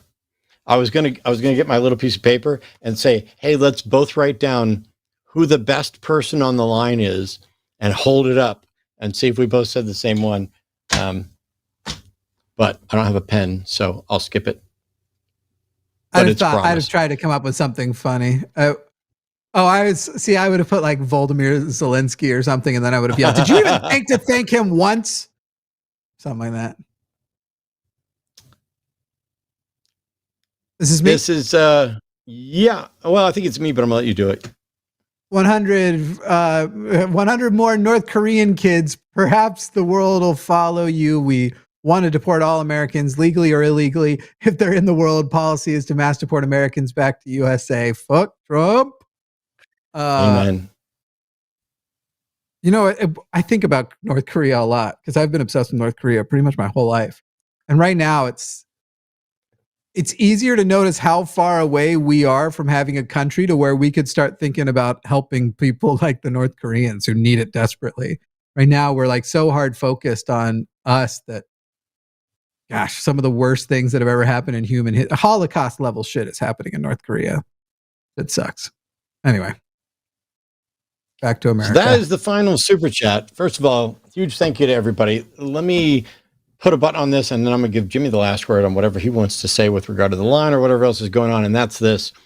The news can be terrifying, and there's a lot of stuff that I suspect is going to happen, and I hope is wrong. I had David Pakman on last week. There was a clip where we talked about the possibility of, is it civil war? And David doesn't think so. I have other people who think it's inevitable. I think things are definitely going to get bad. And as Jimmy pointed out earlier, one of the reasons that we are here, and one of the things that I will pledge to do, is to stick around to get out the best information that I have access to and to give you my honest thoughts without trying to be exaggerative or clickbaity, although the algorithm has to be fed in order to get more and more people to see this stuff. But as a skeptic, a secular humanist, and an atheist, I feel that I have an obligation to do what I can to make the world a better place and to fight and stand up against lies, against fascism, against bigotry. And I don't have any plans to quit until I just physically can't do the show anymore. And considering that physically mostly means being able to sit in a chair and think, they'd have to do a lot to stop me. I might change my mind at some point, but I got no plans on going anywhere. Thank you all so much for the support. Jimmy, what do we got going on? The Line has a podcast, has a new episode on Friday. Who's on tomorrow?